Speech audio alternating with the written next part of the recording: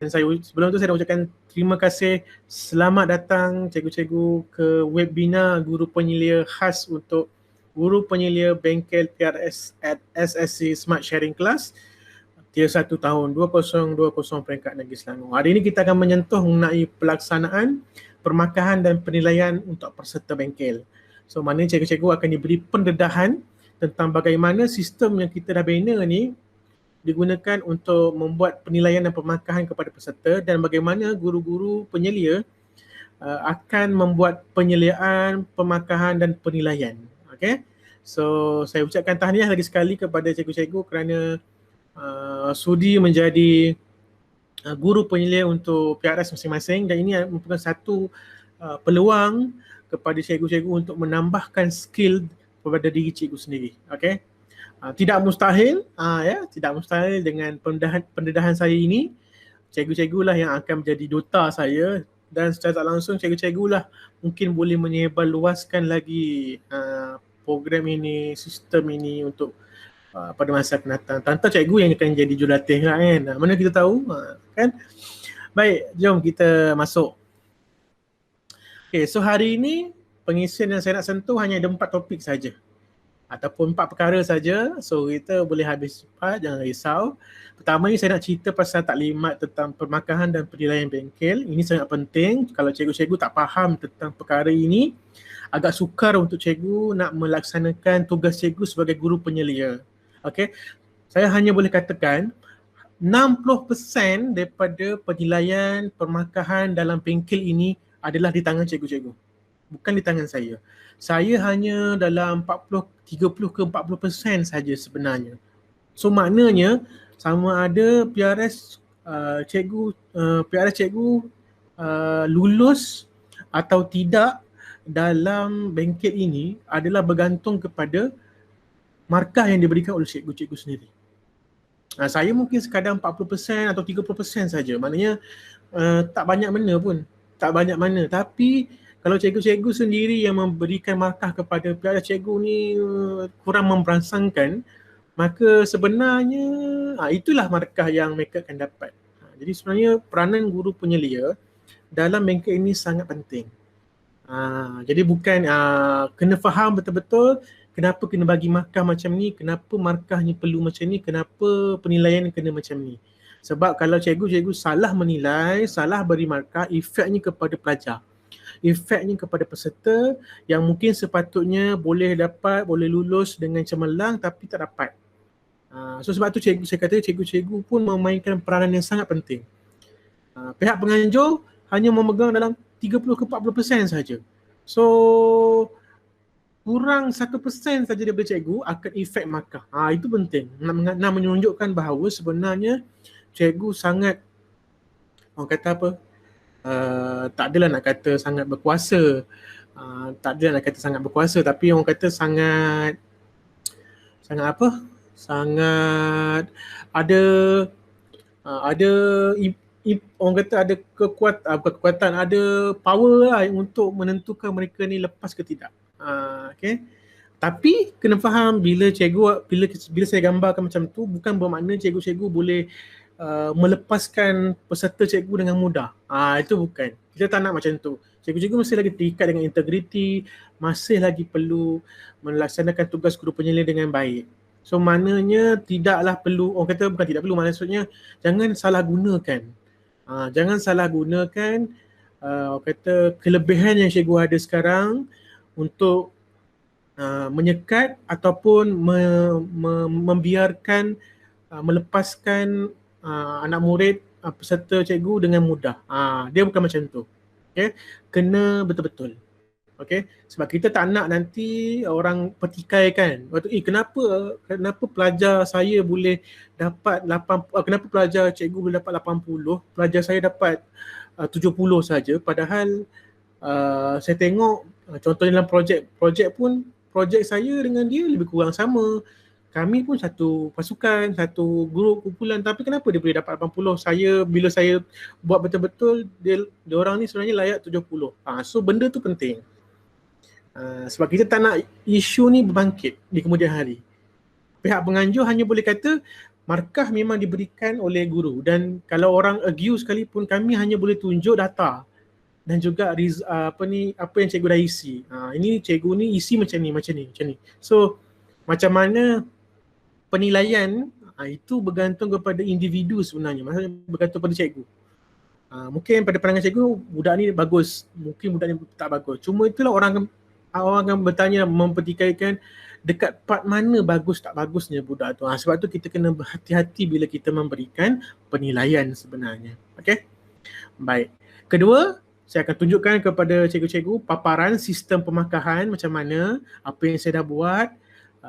Kalau cikgu nak belajar, kena bersedia mental, fizikal untuk belajar benda-benda teknikal. Tapi saya tak tunjuk, saya tak ajar cikgu teknikal pada hari ini. Hanya sekadar menunjukkan saja. Okay? Tak payah hafal pun tak apa. Okay? Ketiganya, saya nak memperkenalkan portal e-nilai at PRS, portal penilaian untuk PRS, yang mana cikgu akan guna untuk membuat penilaian sepanjang bengkel ini berlangsung. Dan yang keempat, saya akan sentuh sikit tentang takwim untuk guru-guru penyelia. Apa yang cikgu-cikgu akan lalui, apa yang pihak penganjur cadangkan untuk diberikan kepada guru-guru, untuk guru-guru penyelia. Macam saya pernah katakan masa taklimat GBK dulu lagi, kita antara matlamat saya menganjurkan bengkel ini, pertamanya untuk kebaikan PRS dan keduanya untuk kebaikan guru-guru juga GBK, untuk sama-sama menambah ilmu, memberi sumbang saran kepada diri saya dan juga yang lain-lain. Okay, so sama-samalah kita belajar. Okay, sama-samalah kita, orang kata apa, berikan saling bantu-membantu. Okay, cikgu jangan, pesanan saya, cikgu jangan buang air dalam cawan cikgu. Saya tahu cawan cikgu penuh. Kadang-kadang saya ni cawan ni mungkin dalam, kalau macam saya ni, air botol ni, mungkin cikgu punya dah hampir penuh, saya baru setengah. Okay, so cikgu-cikgu jangan dibuang air tu. Jangan dibuang air tu, tapi cikgu masukkan dalam jug. Cikgu masukkan dalam jug, simpan. So mana dia akan banyak kosong, so yang kosong ni cikgu tambah dengan benda yang baru. Sama juga macam saya, walaupun dah ada air ni, saya simpan. So saya akan tambah dengan air baru yang mana datangnya daripada pelbagai idea dan tu. Itu analogi saya. Sempat saya berceramah. Okay, itu untuk perkongsian kita lah. Okay, itu analogi yang kita boleh bagikan kepada anak murid kita. Sebab kita selalu dengar, kita bila nak belajar something yang baru, kita kena kosongkan cawan. Sebenarnya tak juga, kurang tepat. Okay, bila kita nak belajar something, tak semestinya kita kena buang air, tapi secantiknya kita simpan air tu. Kita kosongkan cawan dengan menyimpan air, bukan membuang air tersebut. Barulah kita boleh gunakan dengan sebaiknya nanti. Okay, so panjang saya celoteh hari ni kan. Okay. Okay, teruskan. Next, okay, kita masuk pada taklimat pemakahan dan juga penilaian. Okay, sambil-sambil tu kalau cikgu-cikgu nak tanya ke apa-apa, boleh ya, tak ada masalah. Baik, apa yang saya boleh ringkaskan tentang sistem pemakahan yang dah ada ni, untuk tahap bongsu dan muda, komponen dan skema pemakahannya memang sama. Okay, tak kisahlah cikgu menilai untuk bongsu, sekolah rendah ataupun sekolah menengah dan juga muda, sama saja skema pemakahannya.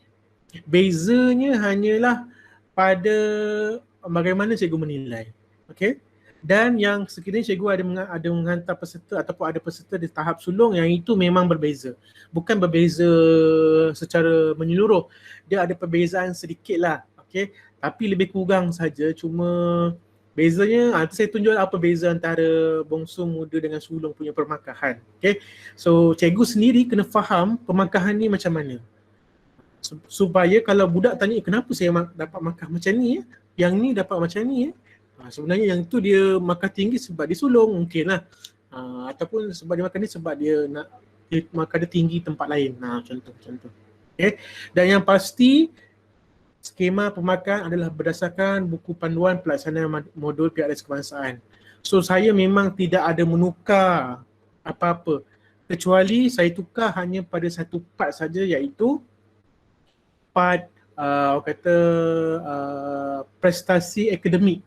Sepatutnya ada, tapi sebab kita dah tak boleh menilai pelajar-pelajar kita ni secara akademik, okay?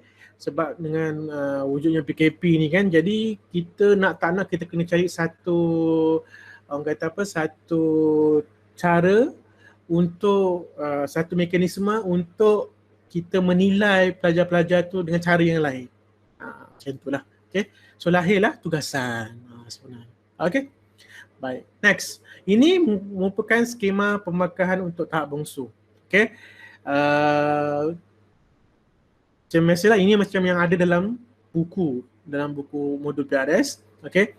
Latihan mereka adalah sebanyak 16 jam. Okay. Kalau ini maka latihan keseluruhan. Maksud kehadiran latihan ni ialah mereka yang topik-topik tu. Kalau cikgu ikut saya punya taklimat kepada masa sesi orientasi yang by tahap, yang by topik. Contohnya macam tahap bongsu, topik kan 1, 2, 3 dan 4, ada 4 topik. Semua tu itu dikira sebagai kehadiran latihan. Okay, so mereka habis saja kira habis latihan. Itu yang masukkan kehadiran latihan. Sebab tu pentingnya untuk cikgu sentiasa ingatkan kepada anak murid cikgu, kepada peserta cikgu, mereka selagi boleh hadir pada waktu kelas live, hadir. Jangan kecuali memang tak boleh dielakkan, ada masalah ke apa, itu lain cerita lah, itu kena bantu selesaikan. Tapi kalau mereka tak ada apa-apa, melepak je kat rumah ke apa, so better diorang tengok. Okay, sebab better mereka hadir secara live. Okay, lebih mudah. Okay, markah pun agak tinggi bagi saya, 20 markah. Sebenarnya penting sebenarnya, nak menunjukkan sebenarnya latihan ni adalah penting. Okay. Kedua, markah ujian akhir. Markah ujian akhir ni memang dah ditetapkan oleh dalam modul, so kita follow sahaja. Diperuntukkan 10 markah. Lepas tu ada pelaksanaan projek, iaitu satu projek. Sekiranya projek yang mereka laksanakan tak bagus, barulah kita tambah lagi projek. Okay. Sesi beranturakan minimum 20 klien, saya dah jelaskan. Yang ini penting. Tertinggi markahnya 30%. Okay. So tugasan individu asalnya merupakan penilaian akademik, mereka bagus tak bagus. Kita tukarkan dalam bentuk yang macam ni. So tugasan 10% dan penilaian khas GBK iaitu penilaian tentang personality PRS itu sendiri. Cikgu sendiri yang memang bagi markah memegang kuasa 20% totally. Nak ceritanya 20% penilaian khas GBK itu memang 100% daripada cikgu sendiri. Bukan saya, bukan orang lain. Okay. Baik. Untuk memahamkan cikgu, yang saya colourkan warna purple untuk nombor 3, 4 dan 6, itu maknanya semua markah 10, 30, 20 itu adalah 100% daripada cikgu sendiri, guru penyelia sendiri. Kami penganjur tidak akan memberikan markah. Kami hanya bagi markah kepada yang nombor 1, nombor 2 dan juga yang nombor 5 sahaja. Yang lain-lain memang cikgu sendiri. Maknanya kalau cikgu tak masukkan markah, kosong, katalah kosong sampai dah 6 bulan masih lagi kosong markah tu, cikgu tak isi, so kosong lah. Kisahnya macam tu. Okay. So kalau ikut tahap bongsu, cikgu-cikgu sendiri memegang markah sebanyak 60% daripada markah keseluruhan 100%. Banyak. Okay. Cikgu Hasnan? Ya, saya. Nak tanya satu soalan Sila.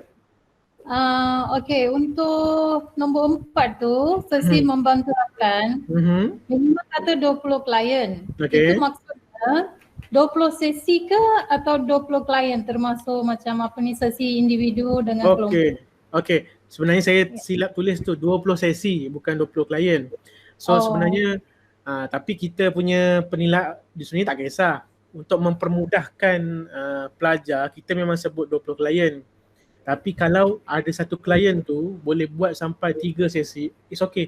Tak ada masalah. Contohnya pun boleh. Ya, itu yang saya kata tadi, nanti cikgu sendiri bila kembali semula kepada anak murid cikgu, kepada peserta cikgu, cikgulah yang kena jelaskan dengan lebih lanjut lagi. Saya mungkin terlepas pandang part tersebut. Okay, so maknanya kalau ada budak tanya cikgu, boleh tak kalau satu orang tu tapi kami buat 3 sesi? Boleh, tak ada masalah. Asalkan nampaklah perkembangan tu. Macam tu, itu kita galakkan, tak ada masalah. Itu sebenarnya itu lebih bagus daripada dia cari 20 orang. Okay? Cuma nak memahamkan pelajar bahawa kita peruntukkan 20 orang tu nak menunjukkan bahawa sesi yang perlu dilaksanakan adalah sebanyak 20 kali yang macam tu sebenarnya. Tapi hakikat sebenar yang guru-guru pun kena faham, bukan 20 klien sahaja. Maknanya 20 sesi. Maknanya kalau satu sesi tu dia seorang tapi buat sampai 2 sesi pun boleh dikira. Cuma dari segi pelaporan tu beza sikit lah. Itu saja. Cuma kena buat rekod yang asing sikit, sebab rekod dalam portal dia terpaksa, kita terpaksa buat sesi 1, sesi 2, sesi 3 macam tu. Walaupun orang yang pertama tu mungkin sesi yang walaupun bila kita nak masukkan report dalam sesi yang keempat, orang tu orang yang pertama untuk sesi tersebut, tapi kita tetap kena masuk dia sebagai sesi nombor 4 untuk dikira sebagai orang yang keempat. Macam itulah sebenarnya. Tapi walaupun kliennya sama, walaupun klien yang sama, tapi bilangan sesi tu memang bertambah lah. Ya, betul, tak ada masalah. Bilangan sesi bertambah tak ada masalah. Sebab saya terpaksa buat dalam portal, dalam sistem, terpaksa buat by orang, sebab kalau buat by sesi macam tu dia jadi lagi banyak. So nanti saya tambah, jadi makin susah untuk kita kira. So untuk mempermudahkan pihak kami dan juga pihak cikgu, so saya buat by orang, masa by orang by klien lah, seolah-olah macam by klien. Tetapi masa nak buat report tu saya kata tadi, kena buat sedikit note ke, kena buat sedikit makluman ke dekat mana-mana ataupun simpanan cikgu, klien 1 3 kali sesi. Tapi dalam klien 2 sesi yang keempat, tapi dia baru first sesi, betul. Tapi dalam sistem kita terpaksa tulis klien kedua tu sebagai orang yang sesi nombor 4. Macam tu. So dia tak orang kata tak menghalang pun apa-apa. Cuma dari segi kita nak mendapatkan, nak menulis dalam tu saja sebenarnya. Itu di pihak kesukaran di pihak saya lah sebenarnya. Memang kita tak boleh buat apa sebab sistem macam tu. Macam tu lah. Yang lain dia follow je. Macam follow je macam biasa. Tak ada masalah. Okay? Terima kasih. Ada lagi? Menjawab tak? Ya, menjawab. Okay, terima kasih. Terima kasih. Lagi satu, Cikgu Asnan. Yang ujian akhir tu, ia macam apa kata, di ujung tempoh kursus baru ada ujian ke, atau ada ujian pra dan post? Oh, tak ada. Ujian akhir ni memang kita berikan di penghujung. Sebagai contoh sebagai contoh, kita soalan ujian ni pun kita belum buat apa-apa lagi, tapi kita sekadar macam orang kata mungkin kita nak ambil by topik-topik je lah. Mungkin ada 4 topik tu, kita nak masukkan 4 topik tapi dalam 2-3 soalan macam tu lah. Saya menjangkakan ni, jangkaan saya lah, tak adalah saya kata kita akan buat betul-betul. Mungkin dalam ujian akhir ni kita buat dalam 10 soalan tapi kita gabungkan ke 4 topik soalannya, ataupun kita buat yang mungkin yang simple, tak susah mana, ataupun tengok pada keadaan. Sebab masih lagi belum lagi dirangka soalan-soalan untuk ujian akhir ni. Okay? Tapi yang secantiknya kalau ada pelajar tanya, memang kita akan maklumkan, kita buat di hujung. Okay? Kalau kata setiap topik tu ada ujian, itu bukan ujian, kita panggil dia quiz. Kita panggil dia quiz. Quiz ni sekadar untuk pemahaman saja. Sekadar untuk pemahaman, untuk memastikan yang dia faham topik 1, dia faham topik 2, dia faham topik 3. Bila dia faham topik 1, senang dia nak buat tugasan, senang dia nak buat projek. Itu maksud dia. Okay? So memang quiz tu bentuk dia soalan macam ujian, tapi memang kita jadikan dia sebagai quiz saja. Bukan, maksudnya quiz ni tak masuk dalam markah. Nak terangkan, quiz ni tak masuk dalam markah, tapi jangan bagi tahu student yang quiz tu tak masuk dalam markah, memang dia orang tak buat sama ada tak buat. Macam cikgu-cikgunya buat apa tu quiz dalam Google Form tu ya? Macam itulah ya? Ya, betul. Kita memang akan menggunakan semuanya Google Form punya standard. Untuk quiz ke, untuk ujian akhir pun kita akan buat dalam bentuk Google Form. Unless mungkinlah dalam 2-3 bulan nanti saya jumpa satu apps ke, aplikasi ke, ataupun Google, yang lebih memudahkan saya dan juga orang lain, Itu saya akan maklumkan nantilah benda tu. Tapi yang penting kita memang follow apa yang telah ditetapkan oleh modul. Ada markah ujian akhir, semua tu ada. Nanti saya akan tunjuk kepada cikgu macam mana markah tu nak di-key-in-kan. Key-in tu saya, tapi macam mana cikgu yang akan membantu saya markah tu untuk di-key-in-kan. Itu saya akan tunjukkan nanti sebentar saja lagi. Okay? Okay, terima kasih. Okay, so itu tentang tahap bongsu. So memang markah keseluruhannya adalah 100%. Okay, tapi saya kata tadi 60% cikgu, 60% cikgu-cikgu sendiri yang bagi markah kepada pelajar. Maksudnya saya tak sebut ni dekat pelajar ya, saya tak sebut ni pada peserta sebab kalau saya sebut memang diorang akan banyak akan berjumpa dengan cikgu dan akan cubalah untuk memastikan mereka dapat markah penuh. Saya tak sebut apa-apa lagi dengan diorang. Sekarang ni yang saya faham, mereka memahami bahawa yang mereka faham adalah kebanyakan markah datangnya daripada saya. So mereka akan sentiasa menggunakan saya ni sebagai orang kata apa, sebagai orang kata apa, sebagai punca untuk mereka berterusan follow dalam grup ini. Untuk dalam bengkel ini. Mana dia orang akan cakap seolah-olah macam kalau aku tak datang bengkel ni aku tak dapat markah. Alah Cikgu Hasnan tak bagi markah macam tu. Ada macam tu. Padahal sebenarnya tak ada pun. Sebenarnya pun tak ada pun. Cuma itulah macam sesi matu merakan kan. Diorang kena buat. So diorang ada satu semangat yang diorang kena buat. Tapi markah tu cikgu sendiri yang akan bagi sebenarnya. Macam tu. Okay. So ini bongsu. Kalau kalau kita bagi markah kepada muda, sebenarnya sama juga. Markahnya sama. Apa bezanya? Bezanya hanya pada jam kredit untuk kehadiran modul tahap muda lah, iaitu 24 jam. Okay. Tapi dari segi permarkahan semua sama. Hanya projek yes, kita terpaksa buat dia 2 projek. Nanti kejap lagi saya akan ceritakan macam mana projek ni perlu dilaksanakan untuk cikgu senang nak bantu peserta-peserta cikgu. Okay. So markahnya sama juga. Muda pun masih lagi cikgu memegang 60% markah. Banyak tu sebenarnya. Okay. Baik, kita pergi kepada yang ada perbezaan adalah di muda. Muda ni lain sikit. Okay, lain sikit je, tak banyak pun. Okay. Silap, sulung, sulung. Di sulung, okay, markah dia dah berbeza dan komponen dia pun, aspek dia pun berbeza. Okay. So kehadiran memang kita ambil 34 jam yang paling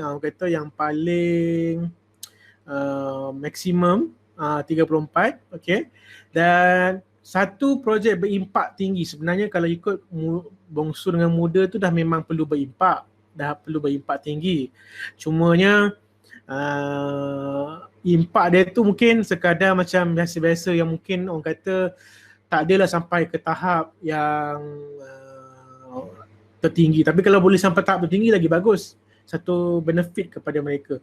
Cuma untuk yang sulung ni seboleh-bolehnya kalau boleh memang kena bagi impak tu tinggi. Kalau boleh sampai di orang kata sampai kita target kita tak adalah sampai pihak kementerian ke pihak JPN negeri ke sampai rasa wow hebatnya, tak adalah macam tu.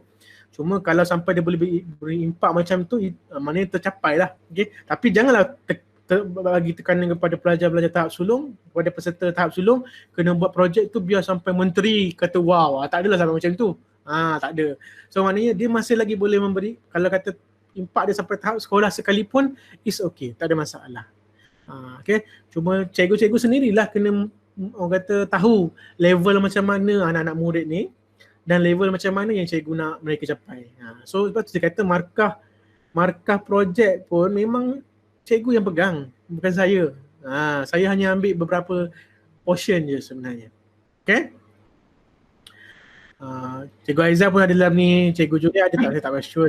Impak tinggi tu kan Hasnan, dia macam ni tau. Sekiranya cikgu-cikgu boleh menyediakan satu projek yang mana ia memberikan manfaat kepada pihak sekolah, itu kita panggil impak tinggi. Maknanya dia bukan untuk PRS saja. Maknanya dia boleh merangkumi satu sekolah untuk mendapat manfaat tu, itu kita panggil impak tinggi.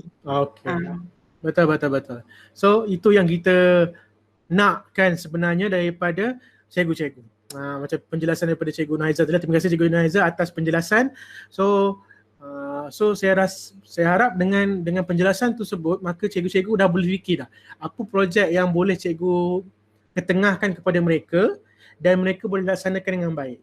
Okay? Dan kena faham jugalah cikgu-cikgu, ini pandangan saya lah, tak tahu lah kalau pandangan cikgu-cikgu lain mungkin berbeza. Pandangan saya lebih suka projek yang saya nak budak-budak kita buat ni, projek yang mereka boleh buat dan boleh memenuhi aspirasi kita juga. Okay? Jangan sampai projek tu kita nak projek tu high taste punya projek tapi budak-budak kita memang kita tahu tak boleh nak buat ataupun susah sangat nak buat. In the end of the day, susah nak capai. So jangan. So kita pun tahu kat mana tahap anak-anak kita. Contohnya dari segi kita tengoklah sama ada mereka ada akses tak daripada segi internet, sama ada mereka boleh tak gunakan peralatan teknologi dengan baik. So semua benda tu diambil kira juga. Sebab kita tak nak nanti kita memaksa terlampau sangat dengan anak-anak muda, dengan peserta kita sampai mereka ni jadi tertekan. So itu pun jadi satu hal jugalah. Satu hal juga nanti kita nak membantu mereka. Okay? Tapi kalau cikgu-cikgu memang tahu anak-anak muda cikgu boleh buat, memang boleh capai, kata contoh impak tu sampai satu Malaysia boleh merasai impak tersebut, so go ahead, tak ada masalah, kita tidak menghalang. Macam tu. Okay?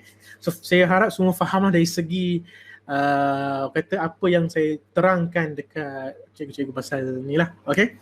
So bila tahap sulung tu dia macam tu lah. Ataupun kalau saya punya standard, senang je, ni saya punya peribadi punya standard. Kalau bongsu tu projek dia okey, mungkin yang mudah. Masuk muda dia susah sikit. Yang sulung ni mungkin dia memang betul-betul kita boleh uji dia orang. Mungkin dari segi skill komunikasi mereka, macam mana mereka berhubung dengan orang luar, itu macam tu, itu yang kita nak tengok. Sebab secara in the end of the day, kita sebenarnya nak tengok dia orang ni okey ke tak okey, bagus ke tak bagus sebenarnya dari segi holistiknya. Dia orang guna tak ilmu-ilmu dekat yang dia orang belajar dalam PRS tu sebenarnya, ataupun hanya sekadar join PRS sekadar nak dapat markah saja. Macam tu. So kat situ kita nak uji sebenarnya mereka. Okay. Selamat datang Cikgu Julia. Okay. Cikgu Julia pun baru masuk, Cikgu Hafizah pun masuk. So ni orang yang kata otak-otak ni, kalau ada perkongsian daripada anda semua boleh je interrupt, tak ada masalah. Saya tak ada masalah, boleh je kongsi. Okay. Mungkin ada pandangan yang berbeza daripada mereka, mungkin kita boleh share. Okay. So hari ni santai-santai kita boleh share, tak ada masalah. Okay, next. Yang baik. So saya dah terangkan tadi, cuma yang ini saya sekadar just nak ulang sikit saja. Kalau kata kehadiran latihan tu memang kami pihak penganjur yang akan uruskan, sebab kita dah ada kelas-kelas, jadual-jadual kelas tu insyaAllah kita akan keluarkan kepada mereka. So daripada situlah kita akan gunakan untuk track mereka punya kehadiran rasmi. Okay. Dan kita punya markah untuk kehadiran ni kita akan ambil bila mereka selesai hantar laporan. Itulah petandanya bahawa mereka ni selesai hadir. Kadang-kadang mereka hadir tapi bila mereka tak buat report, kita tak ada bukti nak tunjuk kepada orang yang berkenaan. Sebenarnya dia ni memang dah habis, dah lalui. So report tu yang saya minta kepada pelajar untuk buat report dalam portal, itulah sebenarnya bukti yang mereka hadir. Dia sama macam buku lah. Pelajar-pelajar datang, kalau kat sekolah, pelajar-pelajar datang dengar kita bagi taklimat ceramah, lepas tu diorang tulis dalam buku. Sama je, lebih kurang sama daripada itu, sebagai bukti yang mereka hadir.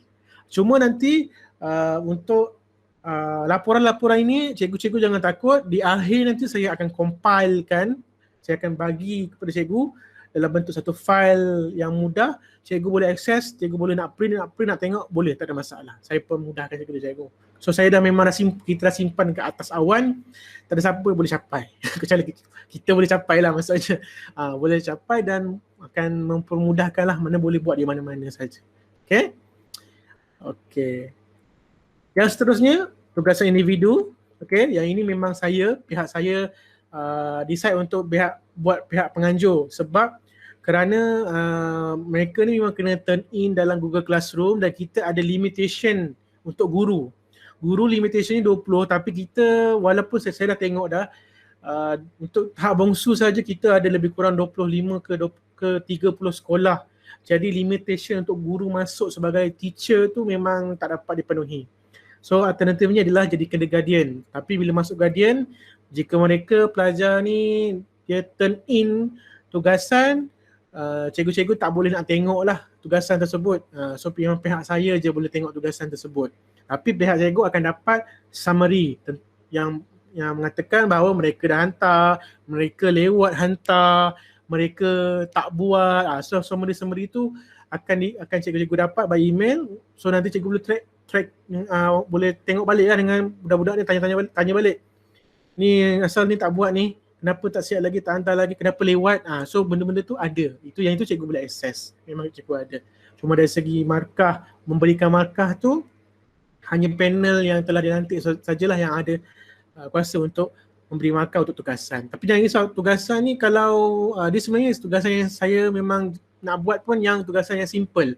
Yang mana kalau dia orang buat tugasan, dia orang tahu, oh rupa-rupanya ini yang dimasukkan topik tu. Contoh kan, macam saya nak buat nanti tugasan pasal pengenalan PRS. So macam mana, dia orang tahu, oh ini rupanya tugas-tugas PRS yang sebenar. Macam tu, benda tu yang kita nak wujudkan. Dia simple je tapi boleh memberikan boleh menambahkan ilmu kepada pelajar-pelajar kita sebenarnya. Okay, so itu berkenaan dengan tugasan daripada individu. Okay, ni projek kumpulan ni saya kena terangkan kepada cikgu juga dengan lebih detail. Okay, pelajar-pelajar kita ni satu kumpulan ada 7 orang. Okay, yang mana memang saya lihat ada keperluan untuk kita gabungkan sekolah. Sebagai contoh, ada sekolah yang mungkin contohnya dalam satu kumpulan tu mungkin minimum 2 sekolah. Okay, minimum 2 sekolah. Mungkin ada yang 3 atau 4 sekolah, bergantung kepada berapa peserta lah. Sebab ada sekolah yang hantar seorang, ada yang hantar 2 orang, ada yang hantar sampai 10. So kita nak kena pecahkan. So untuk membantu yang lain. Cuma saya tak naklah janji dulu bahawa kalau boleh kita nak yang utara semua dengan geng-geng utara, siapa yang Sabah Sarawak kena geng-geng Borneo. Saya tak boleh janji dulu sebab saya nak kena tengok dulu keadaan pesertanya macam mana dan impak dia macam mana. Adakah dengan kalau digabungkan jiran-jiran negeri tu boleh lebih bagus ataupun jadi tak bagus. Itu kita akan ambil kira banyak faktor lah sebenarnya. Tapi benda tu jangan risau sebab benda tu memang kita penganjur dah uruskan. So cikgu-cikgu memang tak payah pening. Cuma nanti tugas cikgu, katakanlah dalam grup grup tu ada 7 orang, 3 sekolah cikgu, 2 sekolah orang lain, 2 lagi sekolah lain ataupun 3 sekolah cikgu, 4 tu sekolah lain. So tugas cikgu adalah cikgu sendiri berhubung antara guru-guru penyelia yang terlibat. Lepas tu nak buat grup ke, nak share, buatlah bercara sekalipun supaya mempermudahkan perhubungan dari segi nak buat projek. Itu sajalah. Okay? Sebab budak-budak kita ni bila saya bagi projek ataupun kami bagi projek nanti, mereka kena berbincang dulu dengan cikgu-cikgu. Dan bila berbincang, maksudnya cikgu-cikgu sendiri kenalah setuju. Jangan, saya tak nak ada istilah bila saya tanya cikgu-cikgu setuju ke? Saya tak setuju pun dengan projek ni. Saya punya projek, saya punya ni lain. So kita tak nak ada perbalahan dekat situ. So pelajar pun kita kena bersetuju dengan projek yang dicanangkan dan setuju untuk melaksanakan. Sebab yang akan melaksanakannya adalah pelajar PRS, bukannya kita. Kita ni sebagai pembimbing, memastikan projek itu berjalan dengan lancar sebenarnya. Okay. So macam mana saya nak pastikan supaya mereka ni senang dapat markah? Antara adalah caranya ialah dengan memberikan markah dari segi pembentangan. Okay, so nanti bila dah ada 7 orang tu dah bincang, dah decide apa projek nak buat, saya akan tetapkan satu hari satu tarikh. Okay, so contohnya sekolah SMK SMK Toraha dengan dia mungkin gabung dengan SMK Cerah contohlah kan, ataupun dengan SMK Putrajaya yang mana ada gabung. So tiga-tiga cikgu ni dah bincang dengan studio masing-masing, setuju. So kita akan buat satu hari presentation yang mana PRS kena bentang.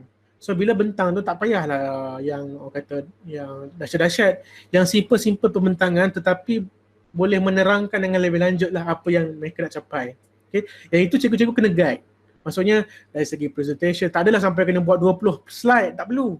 Mungkin 3 ke 4 slide tu tapi boleh menjawab semua persoalan. Itu yang sebaiknya. Okay, tapi slide tu simpan sebagai documentation. Itu yang kita nak sebenarnya. Okay. Pembentangan. So pembentangan ni sebenarnya adalah markah free cikgu-cikgu sebenarnya. Markah free kepada mereka. Okay. So bila sebut pembentangan ni, buat dengan sebaik mungkin lah. Okay, kalau macam ala-ala kadar macam tak bersedia je bila tanya tu macam saya tak tahulah cikgu, saya kena tanya balik dengan cikgu saya. Macam memang mereka sendiri tak faham projek tu apa dia. So agak satu yang orang kata perkara yang tak patut lah. Kan sepatutnya mereka memahami siapa yang nak bentang tu terpulang. Tak semestinya semua membentang, tapi kalau nak jimat masa saya rasa kena ada seorang wakil lah membentang. Mungkin pengarah dia ke, setiausaha dia ke yang membentang. Okay. Dia tak ada markah lah, tak adalah markah untuk yang pembentang tu. Cuma kita nak memastikan mereka bersedia. Mana kalau tak bersedia jangan bentang. Macam tu. Okay. 70% memang pelaksanaan projek yang mana cikgu lah yang follow up mereka dan dekat situlah markah yang cikgu akan bagi. Okay. Markah untuk cikgu dalam portal nanti adalah 100% markah masa buat penilaian. Cuma bila dah keluar data, sebagai contoh cikgu bagi dia orang 80% markah, saya akan convert kepada 70% dan campurkan dengan 20 dan 10 lagi markah. Barulah dapat markah keseluruhan. Macam saya terangkan kepada pelajar kita, kepada peserta, sebenarnya bila saya bagi 20 markah pembentangan dan juga 10 markah laporan akhir, diorang dah ada markah free 30 markah. Sepatutnya mereka hanya perlu cari minimum 50 markah lagi untuk dapat 80%.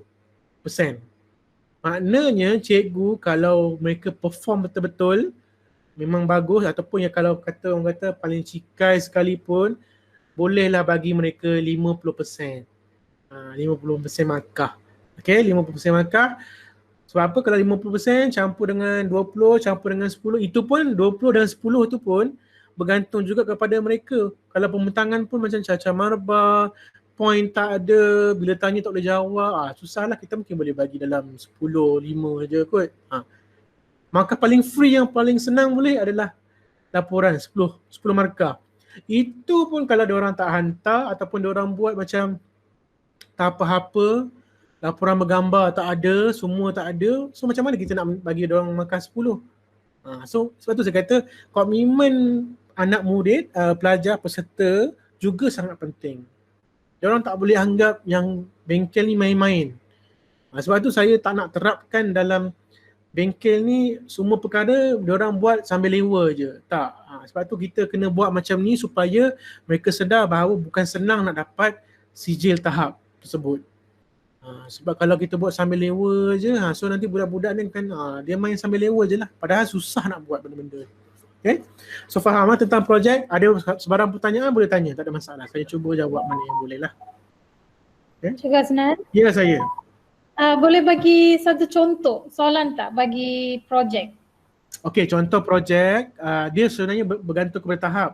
Contoh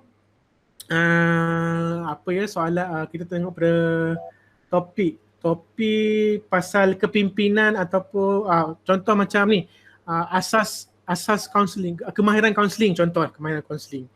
Mungkin kena buat satu projek, orang kata buat macam orang kata macam mana? Bukan macam mana saya nak kata tu? Simulasi. Macam simulasi. Yes, macam ayat tu susah tu. Kena buat sedikit simulasi, betul. Mungkin Cikgu Haiza dengan Cikgu Julia mungkin ada perkongsian macam mana antara projek yang boleh diketengahkan. Sebab bila projek tu juga boleh mempermudahkan mereka untuk capai apa yang diorang dah belajar lah. Cikgu Haiza ke Cikgu Julia atau Cikgu Hafizah mungkin nak kongsi contoh-contoh projek yang mungkin pernah dilaksanakan? Boleh juga kalau dia buat dalam bentuk teori, dia buat, dia hantar ataupun dia bentangkan dalam bentuk peta-minda kemahiran-kemahiran yang ada yang dia tahu tentang kaunseling. Betul. Itu kalau contohnya topik asas kaunseling atau kemahiran kaunseling tu kita ajar diorang teori, diorang bentang masa teori. Itu antara projek-projeknya lah. Itu yang dimaksudkan macam tu. Okay, cikgu kan? Okey, terima kasih. Itu antaranya lah. Tapi nanti kita akan maklumkanlah kepada cikgu apa projek-projek yang tu. Kita nanti nanti projek kita bagi tema ya cikgu. Kita bagi tema. Kita bagi tema. Contohnya untuk macam tadi lah asas kaunseling, temanya ialah teori. So terpulang ada orang nak bentang apa, pilih tajuk apa tu bergantung kepada kumpulan. Kumpulan tu terpulang dari orang.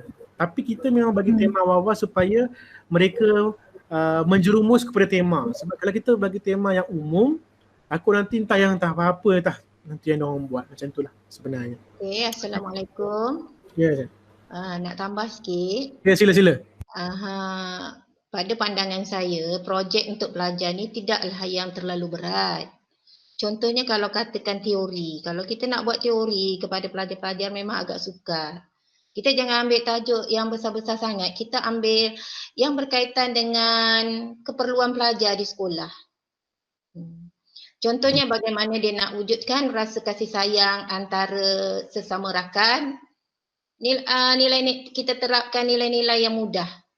Jadi bagaimana dia nak buat satu projek untuk tarik perhatian pelajar untuk tanamkan sikap kasih sayang. Cukuplah. Betul. Dan daripada situlah dikupaskan untuk dia buat satu projek ataupun dia buat pembentangan secara ringkas. Sumbang saran daripada apa yang dia buat tu. Betul. Pada pandangan saya lah kalau katakan teori tu kita guru kaunseling pun nak membentangkan tu kita rasa macam gayat, kita rasa macam seriau lah kan. Takut nanti budak-budak ni rasa stres, rasa tension dan sebagainya. Kita buat aktiviti yang ada di sekolah. Yang perlu di sekolah tu saja. Itu pada pandangan saya lah. Yang mana saya buat pada pelajar-pelajar saya, benda-benda yang macam tu lah. Benda-benda yang tidak membebankan sangat. Yang penting sekarang ni kita nak pengisian dalaman pelajar tu kan. Betul. Okey. Pandangan saya je lah. Betul. Terima kasih Cikgu Julia. Betul lah tu. Saya sokong apa yang dinyatakan oleh Cikgu Julia dan kalau saya akan tambah dengan tema tu lah. Sebab tu saya kata tadi, kita bagi tema, lepas tu contoh macam temanya kasih sayang. So terpulanglah projek apa pasal kasih sayang tersebut. Asalkan ia membantu PRS kita. Macam tu lah. Jangan silap bila sebut projek, bukan projek tu berkaitan dengan topik sahaja. Tidak, tak semestinya. Kita bagi tema, lepas tu diorang akan buat lah. Macam tu. Contohnya kalau kita mudah macam kita buat satu projek macam contoh pelajar kan, kalau dia nak buat projek yang mudah, kita macam projek yang kita biasa dibuat sekolah seperti kursus kepimpinan kan. Dalam kursus kepimpinan tu mungkin mereka boleh cadangkan modul yang sesuai dengan situasi dan kehendak pelajar sendiri. Itu pun dah dikira projek cikgu. Jadi kita maksudnya 2 dalam 1. Di samping kita mereka untuk buat projek mereka ni, dalam masa yang sama dia dapat membantu kita untuk kita runkan kita punya program di sekolah. Ya, betul. Yang saya selalu buat macam itulah 2 dalam 1. Contoh dalam kursus kepimpinan, kata kursus kepimpinan ketua dan penolong ketua tingkatan. Kita minta bersama PRS kita untuk sama-sama membantu kita mengendalikan kursus tersebut.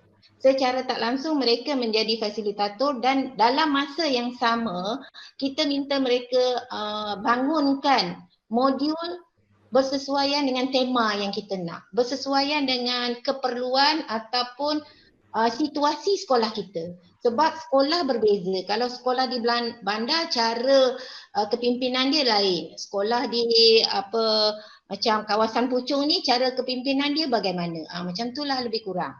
Jadi kesesuaian itu kita sesuaikan dengan persekitaran. Jadi anak-anak kita tidaklah dibebankan, kita bantu, kemudian kita bagi dia satu topik untuk tajuk di dalam kursus kepimpinan. Dia 2 dalam 1 lah, cikgu. Kita pun tak pening kepala, anak-anak kita pun tak pening kepala, insya-Allah lah. Itu pandangan saya dan yang saya buat kepada pembimbing rakan sebaya saya lah. Okay, boleh, tak ada masalah. Terima kasih. Cikgu Hafizah tadi macam ada something je, boleh silakan. Saya nak tambah sikit macam yang saya bagi contoh tadi. Dia macam ni, back to apa yang Cikgu Julia cakap tadi, kita ikut kemampuan sekolah, kita kenal PRS kita tahu kemampuan dia. Kalau yang macam tugasan saya bagi tadi, kebiasaannya saya rasalah kebanyakan cikgu ni kita mesti ada group dengan PRS kan. So kalau kebiasaan yang saya buat, saya bagi arahan dalam group WhatsApp. Saya bagikan diorang beberapa link yang ada berkaitan dengan beberapa kemahiran kaunseling. Ini untuk yang sulung yang sulung punya projek. So arahan yang diberi kepada mereka, sediakan satu peta minda berkaitan dengan kemahiran-kemahiran kaunseling. Maklumat ada, diorang boleh baca dan diorang keluarkan maklumat-maklumat penting itu dalam bentuk peta minda.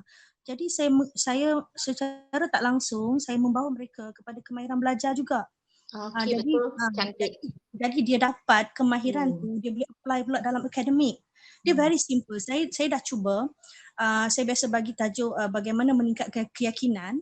Artikel dalam cantik. Maksudnya bertema lah kan? Yes. Kan? Saya bagi artikel dalam bahasa Inggeris dan surprise saya sekolah harian biasa di sekolah pinggir bandar. Surprise-nya Form 1 sampai Form 5 diorang boleh buat dalam bentuk peta minda dan terjemahkan ke bahasa Melayu. Salah sikit tak apa, dia dalam proses pembelajaran. Jadi kemudian Fiza, kemudian yang ini kita boleh gabungkan sekali, dia terus masuk dalam sukatan untuk sulung kan, yang bagaimana nak membuat peta minda tu kan, dia dua dalam satu. Projek dia dapat, kemudian kita dapat masukkan dalam salah satu daripada sukatan tu lah. Ya. Dan juga ruang untuk anda boleh berbincang sesama dengan rakan-rakan PRS, adik-adik junior, kakak-kakak senior. So dekat situ kita boleh lihat kemahiran kerja berpasukan juga akan terbentuk.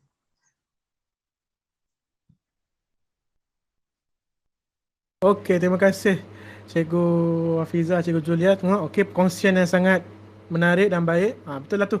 So dari segi apa yang saya nak sampaikan tu sama lebih kurang macam tu. Okay. So cikgu-cikgu boleh juga berkongsi. Nanti kita akan ada grup-grup PLC kalau ada. So kita boleh share dengan masing-masing, bentangkan apa pandangan, apa cadangan, sama-sama kita belajar apa yang boleh dibuat projek dengan pelajar-pelajar kita. Lepas tu kita cuba untuk ketengahkan kepada pelajar-pelajar kita. So benda-benda macam tu, itu gunanya kita punya grup ni. Sebenarnya kita punya guru penyelia ni memang kita nak membantu anak murid kita.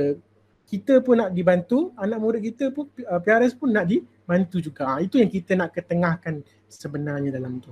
Okay, saya harap memang cantik lah. Ini perkongsian lah. Terima kasih kepada Cikgu Julia dengan Cikgu Hafiza. Memang perkongsian yang sangat menarik.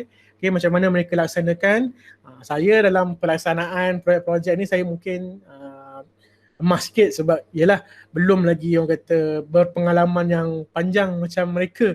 So mereka ni ada pengalaman yang lebih panjang, lama daripada saya, maka mereka tahu apa yang perlu mereka laksanakan dan apa yang perlu ni. Itu yang kita perkongsian macam ni saya perlukan. Saya pun hari ni belajar benda yang baru, macam mana projek yang boleh kita ketengahkan. Okay, terima kasih saya ucapkan sebenarnya. Okay, kita teruskan juga sikit lagi. Okay, so macam ni lah macam saya katakan tadi.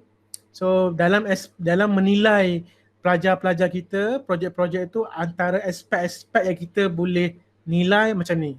Mungkin ada yang lebih kurang, ada yang mungkin yang tak perlu, itu bergantung. So ini aspek-aspek yang kita boleh lihat dari segi pelaksanaan projek, dari segi projek itu sendiri. Kita sendiri melihat budak kita macam mana. Adakah mereka boleh laksanakan dengan baik? Mereka terapkan tak konsep PRS yang mereka belajar dalam projek? Okay, gerak kerja mereka macam mana? Adakah mereka yang buat tu seorang aja atau yang buat tu bersama-sama, pembahagian tugas? Okay, diorang bersedia tak nak laksanakan projek ke macam cikgu saya tak yakin lah boleh buat benda ni. So benda-benda macam tu kita kena ambil kira. Kenapa tak yakin? Kenapa mereka rasa takut nak laksanakan? Itu yang benda tu yang kita kena fikirkan. Dan mungkin juga salah satu yang perkara yang kita kena ambil kira juga Cikgu Julia, Cikgu Hafiza, sebab tadi cadangan cikgu bagi tu dah baik, cuma contoh macam kata nak buat kepimpinan apa tu, kita di normal baru ni mungkin kena cari satu mekanisme yang berbeza, yang baru, bagaimana kita nak laksanakan aktiviti yang macam tu dengan kaedah yang berbeza pula. Sebab dengan keadaan yang sekarang ni mungkin berlaku sedikit kesukaran. Okay? Mungkin sekarang ni ya, kalau dimaklumkan, kalau ikut daripada SOP yang telah dikeluarkan oleh MKN, memang sudah dibenarkan kalau nak buat training apa semua, cuma ialah kita masih lagi melihat kepada KPM punya SOP, pelajar kembali semula ke sekolah tu bila kita tak tahu lagi. So kita consider masih lagi kalau sebarang program-program yang berbentuk macam tu kalau kita nak buat, kita masih lagi perlu lihat macam mana.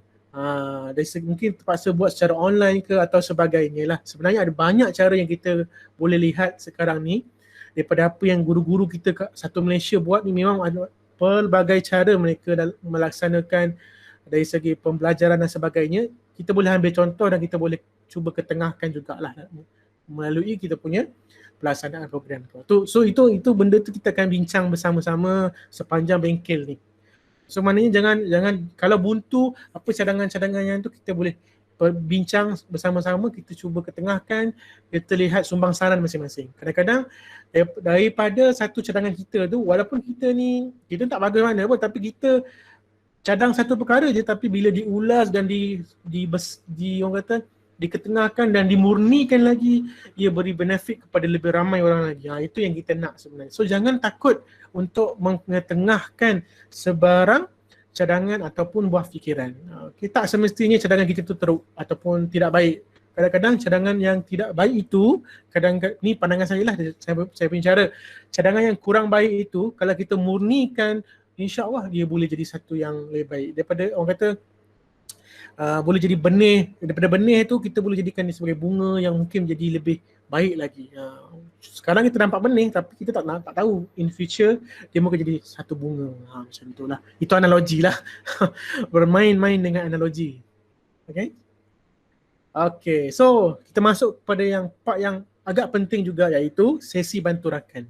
Okay, yang ini memang totally guru penyelia punya permarkahan. Pihak penganjur memang tak pegang langsung markah di sini. Okay, so dari segi penilaiannya, macam saya dah maklumkan kepada pelajar, memang pelajar mereka akan buat sesi sebanyak minimumnya 20. Okay, buat sesi ke, buat 20 klien ke, tak ada masalah. Minimumnya ialah 20 sebab itu yang diperlukan mengikut pada modul yang telah ditetapkan oleh KPM. Jadi guru-guru perlu bertindak sebagai penyelia. Di sini guru-guru memang kena berperanan sebagai seorang penyelia. Seolah-olah macam mana kita dulu belajar kaunseling kan. So kita pun ada kita punya penyelia SV kita untuk buat penyeliaan. So macam itulah juga sebenarnya. Cuma bila pelajar kita rujuk pada kita buat rujukan, contohnya dia bagi screenshot WhatsApp ke atau apa cara sekalipun, kita berperanan untuk bimbing dia sama ada apa yang dia ketengahkan tu, apa yang dia cuba buat tu betul atau salah. Maknanya kita bimbing dia.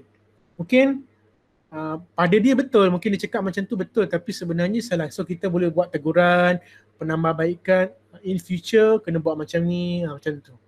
So itulah peranan kita sebenarnya, kita menyelia. Kita membantu dia menambahbaikkan. Maknanya kalau sesi satu dia ada masalah ini, masalah jawapan dia kurang kata membantu, so seboleh-bolehnya bila dah masuk sesi yang kedua dia dah tambah baik lah. So jawapan dia akan jadi lebih baik lagi daripada sebelum-sebelum ni. So itu baru nampak perkembangan. Dekat situlah kita akan nampak yang anak muda kita, anak kita punya pelajar ni, peserta kita belajar sesuatu daripada kita. Bukan hanya sekadar bila dapat je, tengok je, okey, bolehlah, tak ada masalah, teruskan. Habis. So kadang-kadang yang tak bagusnya bila sebab kita macam kita nak nak memudahkan kerja kita, tapi kita tak ada target nak bagi dia something untuk dia belajar. Mungkin bila kita tengok dia punya conversation ke apa ke, kita boleh okey, ayat ni dah bagus, cuma kena tambah baikkan sikit. Yang ini dah bagus. Option yang awak bagi ni dah bagus. Ada tak option lain yang awak rasa lebih bagus? Kita bagi dia lebih banyak berfikir lagi. So kita bagi dia berfikir lagi dan ia akan membuatkan dia lebih orang kata ada benda yang dia nak sumbangkan lagi. So kalau sebelum ni dia mungkin dapat berjaya untuk bagi buah fikiran sebanyak satu benda, satu perkara je. Lepas ni dia boleh tambah baik banyak lagi. Mungkin lepas teguran kita tu, lepas bimbingan kita tu, dia mampu untuk bagi bantuan bimbingan kepada rakan-rakan tiga pilihan bimbingan, 3 cara ataupun macam-macam lagi. So itulah nampak penambahbaikan yang kita nak sebenarnya. Sebab in the end of the day, mereka ni lah yang akan bantu kita sebenarnya. Kalau kita masih sekadar yelah okey bagus, okey tanya okey dah itu saja. Betul kita bagi dia 80%, kita bagi dia 90%. So apa benefit yang dia dapat? Sekadar itu je lah. Tapi proses pembelajaran tu tak ada. So kita tak nak macam tu sebenarnya. Dan guru penyelia juga perlulah seorang kena memastikan integriti itu dijaga. Etika, kerahsiaan, integriti dijaga. Jangan, saya kata di mula-mula lah, jangan sebab dia pelajar sekolah kita, dia peserta kita dan dia kalau dia bagus layak dapat markah tu, tapi kalau dia tak bagus tapi oleh kerana kita nak memastikan dia dapat sijil tersebut, kan, so kita pun bagi markah tinggi kat dia. So tak boleh macam tu sebab kita sebenarnya memang menganjur memang tak tahu, tapi itulah macam saya kata tadi, keberkatan untuk dia tu selepas itu tu tak sampai. Kita nak dia boleh membantu orang, kita tak nak apa yang dia buat tu orang kata apa, kita biasakan dia. Sebenarnya benda tu kena ubah tapi kita membiasakan dia, so ia jadi satu kebiasaan kepada dia. So sebenarnya kita tak membantu dia pun, kita menjahanamkan dia lagi sebenarnya. Kan? Okay? So sesi penilaian pun berdasarkan pada tahap pemahaman dan pencapaian PRS dalam membantu rakan-rakan. Saya kata dia secara sentuh. Tengok juga kalau dia memang kata dia memang jenis yang susah sikit untuk membantu rakan-rakan, tak boleh nak cakap, idea pun kurang, maka kita lah kena banyak membantu dia. Kita cambahkan dia idea-idea. Bukan kita take over, bukan kita yang take over tugas dia membantu rakan tu. Bukan. Kecuali kes-kes yang memang betul-betul kritikal, yang memang kita je yang boleh handle, itu lain. Tapi kalau sekadar macam tu lah, ada macam kita kata kes-kes pasal cinta, pasal perhubungan dengan kawan-kawan, rasa tekanan, so kita bantu dari segitulah. Walaupun dia dah bagi bantuan, dah bagi bimbingan kepada kawan-kawan dia, tugas kita untuk memastikan adakah bimbingan yang diberikan tersebut bagus ke atau kurang bagus. Kalau kurang bagus, kat mana nak perlu ditambah baik. Kalau bagus, apa yang perlu diteruskan, apa yang perlu dikurangkan lagi. So macam tu lah, benda-benda macam tu yang kita kena ambil. Sebab tu saya bagi markah sesi bantu rakan ni totally kepada cikgu. Dan saya cakap terus terang kat sini, saya memang kiranya saya letak kepercayaan saya 100% kepada cikgu. Cikgu bagilah markah yang cikgu rasa terbaik untuk peserta-peserta cikgu. Yang pastinya saya doakan markah cikgu bagi tu memang boleh membantu mereka lebih baik lagi, jadi PRS yang lebih baik lagi di masa akan datang, insya-Allah. Okay? Tak ada soalan lagi kan? Okay. Okay. Dan yang last kali yang saya kata tadi, yang markah cikgu kalau untuk bongsu dan muda 20% totally memang cikgu bagi untuk personality. Ini antara yang cikgu akan menilai lah aspek-aspek dia. Yang ini memang dah ada dalam dia punya dalam skema, memang just cikgu kena memilih, kena letakkan markah saja. Semua tu dah ada. Nanti saya akan tunjukkan macam mana borangnya. Okay? So yang ini memang dah follow daripada tu, so just ikut sajalah. Tapi saya rasa setiap pelajar kita memang dah ada dah benda-benda ni. Kalau tak, dia takkan jadi PRS, betul tak? Cuma macam mana kita melihat sama ada personality dia boleh bekerjasama ke tidak. Dia PRS tapi dia boleh bekerjasama ke tak? Macam tu. Ke dia jenis yang tak bertanggungjawab kan? Dia ni prihatin tak? Dia peka tak? Dia ni berani tak? Berani kena benar tu maknanya, bila sebut berani kena benar, adakah bila benda tu salah dia berani tak tegur? Itu maksudnya. Dan sebab kadang-kadang kita pun sama juga, kadang-kadang berani kita tak tegur kalau benda tu salah. Macam saya kata tadi lah, sebab tu saya sarankan sumbang saran. Kalau saya salah, tegur. Bagi tahu, ni bukan macam ni, kena buat macam ni sebenarnya Cikgu Hasnan. Okey? Itulah yang kita nak cuba sampaikan supaya kita pun belajar sesuatu sebenarnya. Okey? Okey, next. Dan nanti insya-Allah selepas habis semua tu 80% ke markah, 80% markah adalah untuk kita panggil interview untuk pentauliahan. Okey, yang ini nanti dah ada panel khas dia lah. Okey. So tentang pentauliahan ni kita akan buat satu sesi khas kepada cikgu untuk mempersediakan pelajar-pelajar yang layak tu nantilah. Okey, sebab kita nak pastikan mereka ni benar-benar layak untuk dapat sijil. Okey. Sebab yelah memang mereka dah dapat 80%, 90%. So kita nak make sure betul-betul ni kita dah nak bagi dah ni. Kita dah nak bagi dah sijil tapi make sure betul-betul boleh dia lepas tak? Temu duga dia. Macam mana okey tak? Lepas memang kita akan bagi, tak ada masalah. Okey? Sebab apa kena ada temu duga ni? Sebab kita nak mengelakkan masalah dia bagus selama ini sebab bantuan orang lain. Bukan sebab dia. Dia bagus selama ni sebab orang lain yang tolong buatkan, orang lain yang bantu cikgu-cikgu dia, cikgu-cikgu yang bantu dia dapat bagi makan banyak tapi hakikatnya dia tak boleh buat. Itu yang kita nak pastikan tak ada macam tu.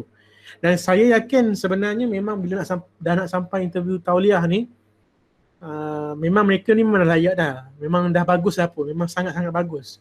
Cuma kita nak make sure benda-benda macam tu tak terjadi sebenarnya. Okay. So memang nanti untuk persediaan temu duga tu memang cikgu-cikgu kena bantu mereka.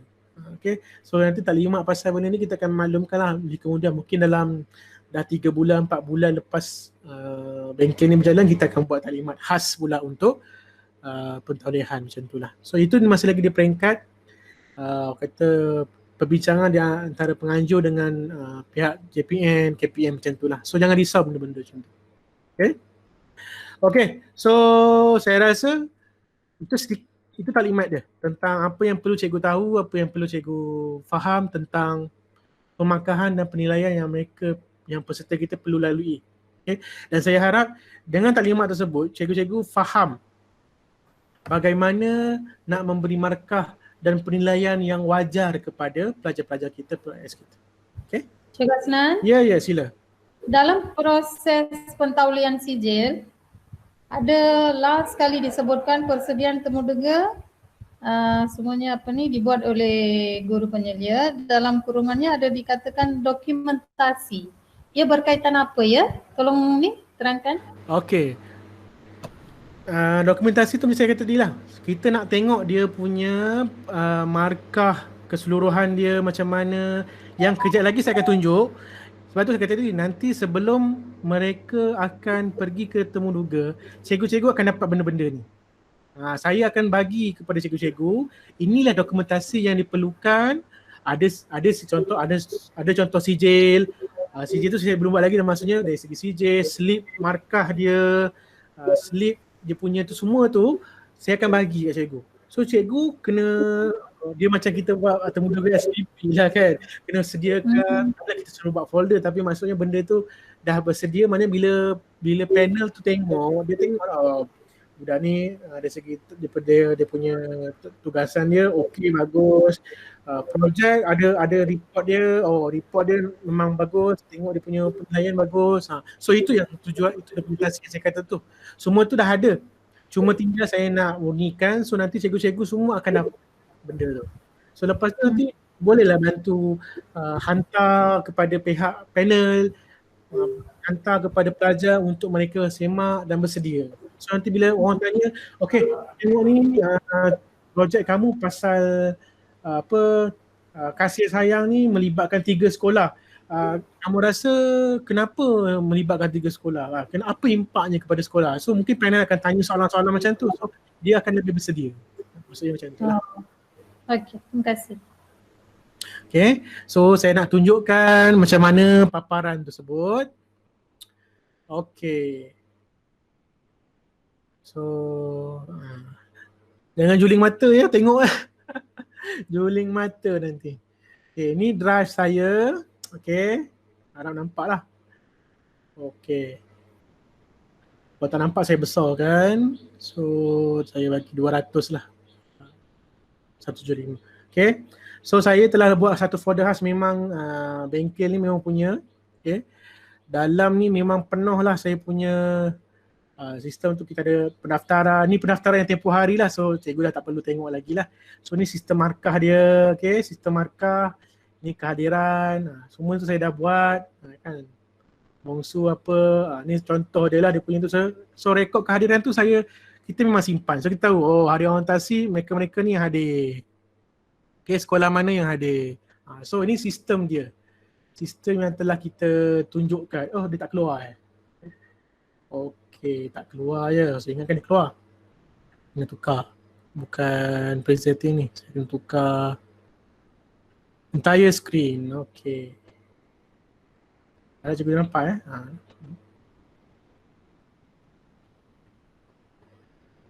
Okay, so nampak kan? So bila masuk pada ni tadi kan, bila masuk tadi, bila saya buka ni, so dia akan keluar macam ni lah. So ni kat sini kita nampak lah rekod-rekod kehadiran ni untuk negeri Johor lah. Contohnya PRS ni dia hadir pada hari orientasi tu dan dah ada rekod dia. So mudah. So tak adalah dia bercelaru. Okay. So ini mengenai kehadiran. Saya nak tunjuk sebenarnya markah. Ni markah. Okay. Ni untuk PRS maksud saya tunjuk satu je lah, tapi yang lain semua sama, tak ada beza pun. Okay. So ini sistem markah yang saya wujudkan. Okay. Yang mana kat sini adalah detail-detail nama peserta apa semua tu dah ada. Okay. So kat sini saya tahulah nanti tarikh kehadiran ini, tarikh kehadiran rasmi yang saya cakap tu. Yang tak rasmi tu saya tak ambil kira lah, tapi kita still ada rekod dia. Okay. So macam tadi lah, yang ni hadir, tak ada semua tu. So kita tahulah berapa orang yang hadir, berapa ramai yang tak hadir, ratusan setiap perjumpaan berapa. So kita ada detail-detail tu. Okay. Ni yang cikgu nampak adalah yang ini, yang saya hantar guna link tu kan. So saya akan tambah baikkan lagi benda ni supaya cikgu-cikgu boleh tengok. Okay. Ini paparan untuk cikgu nanti. Yang tadi tu paparan saya. So paparan saya tu memang saya je yang boleh akses. Yang ini cikgu-cikgu boleh tengok. Dia punya itulah. Okay. Ini contoh untuk sekolah rendah. Sama je untuk yang muda dengan sulung dan juga yang bongsu sekolah menengah. So ni markah latihan. Contoh markah latihan ni untuk mereka yang hadir untuk topik-topik tertentu. Sebagai contohnya topik 1, 2, 3 dan 4 lah ada. Saya tambah 1 ni sekadar untuk persediaan. Kalau kata kita perlukan kelas tambahan, maksudnya. So barulah ada. So bayangkan sekarang ni saya bayangkan saya kosong belum ada lagi kelas. So bayangkan sudah ada kelas dan mereka isi, si Ainul ni isi laporan tadi. Maka ada rekod dia, saya tengok dalam tu ada rekod. So saya just sekadar untuk tambah je lah tarikh, contoh tarikhnya 14 hari bulan 6 tahun 2020. So automatik dia akan keluar untuk topik 1 ni dia hadir. Dan markah dia dapat adalah 5, automatik 5 markah. Markah untuk latihan keseluruhan adalah 20. So mana kalau dia hadir setiap kali tu dia hadir, saya contoh letak tarikh lah ya. Ni saya letak nombor je. Kan? Okay. So markah akan bertambah. So 20 markah free dia orang boleh dapat melalui apa? Melalui kehadiran sebenarnya. So tu yang saya kata penting sebenarnya kehadiran punya ni. Kalau tak mereka memang kehadiran ni kalau mereka buat memang boleh dapat full mark sebenarnya. Unless kalau mereka yang tak boleh datang, ada masalah. Cuba contoh kalau sepanjang tempoh si Aisyah Safia ni datang sekali je, contoh 14 bulan 6 06 2020. Dia datang sekali je kan. So sekali je lah yang ada. Orang lain mungkin dah capai 20, dia masih lagi 5 markah dia. Jumlah hadir pun baru sekali. So itu kat sinilah rekod yang kita guna untuk untuk melihat keadaan mereka. Okay, untuk kita tengok mereka ni macam mana sebenarnya. Okay, sebentar.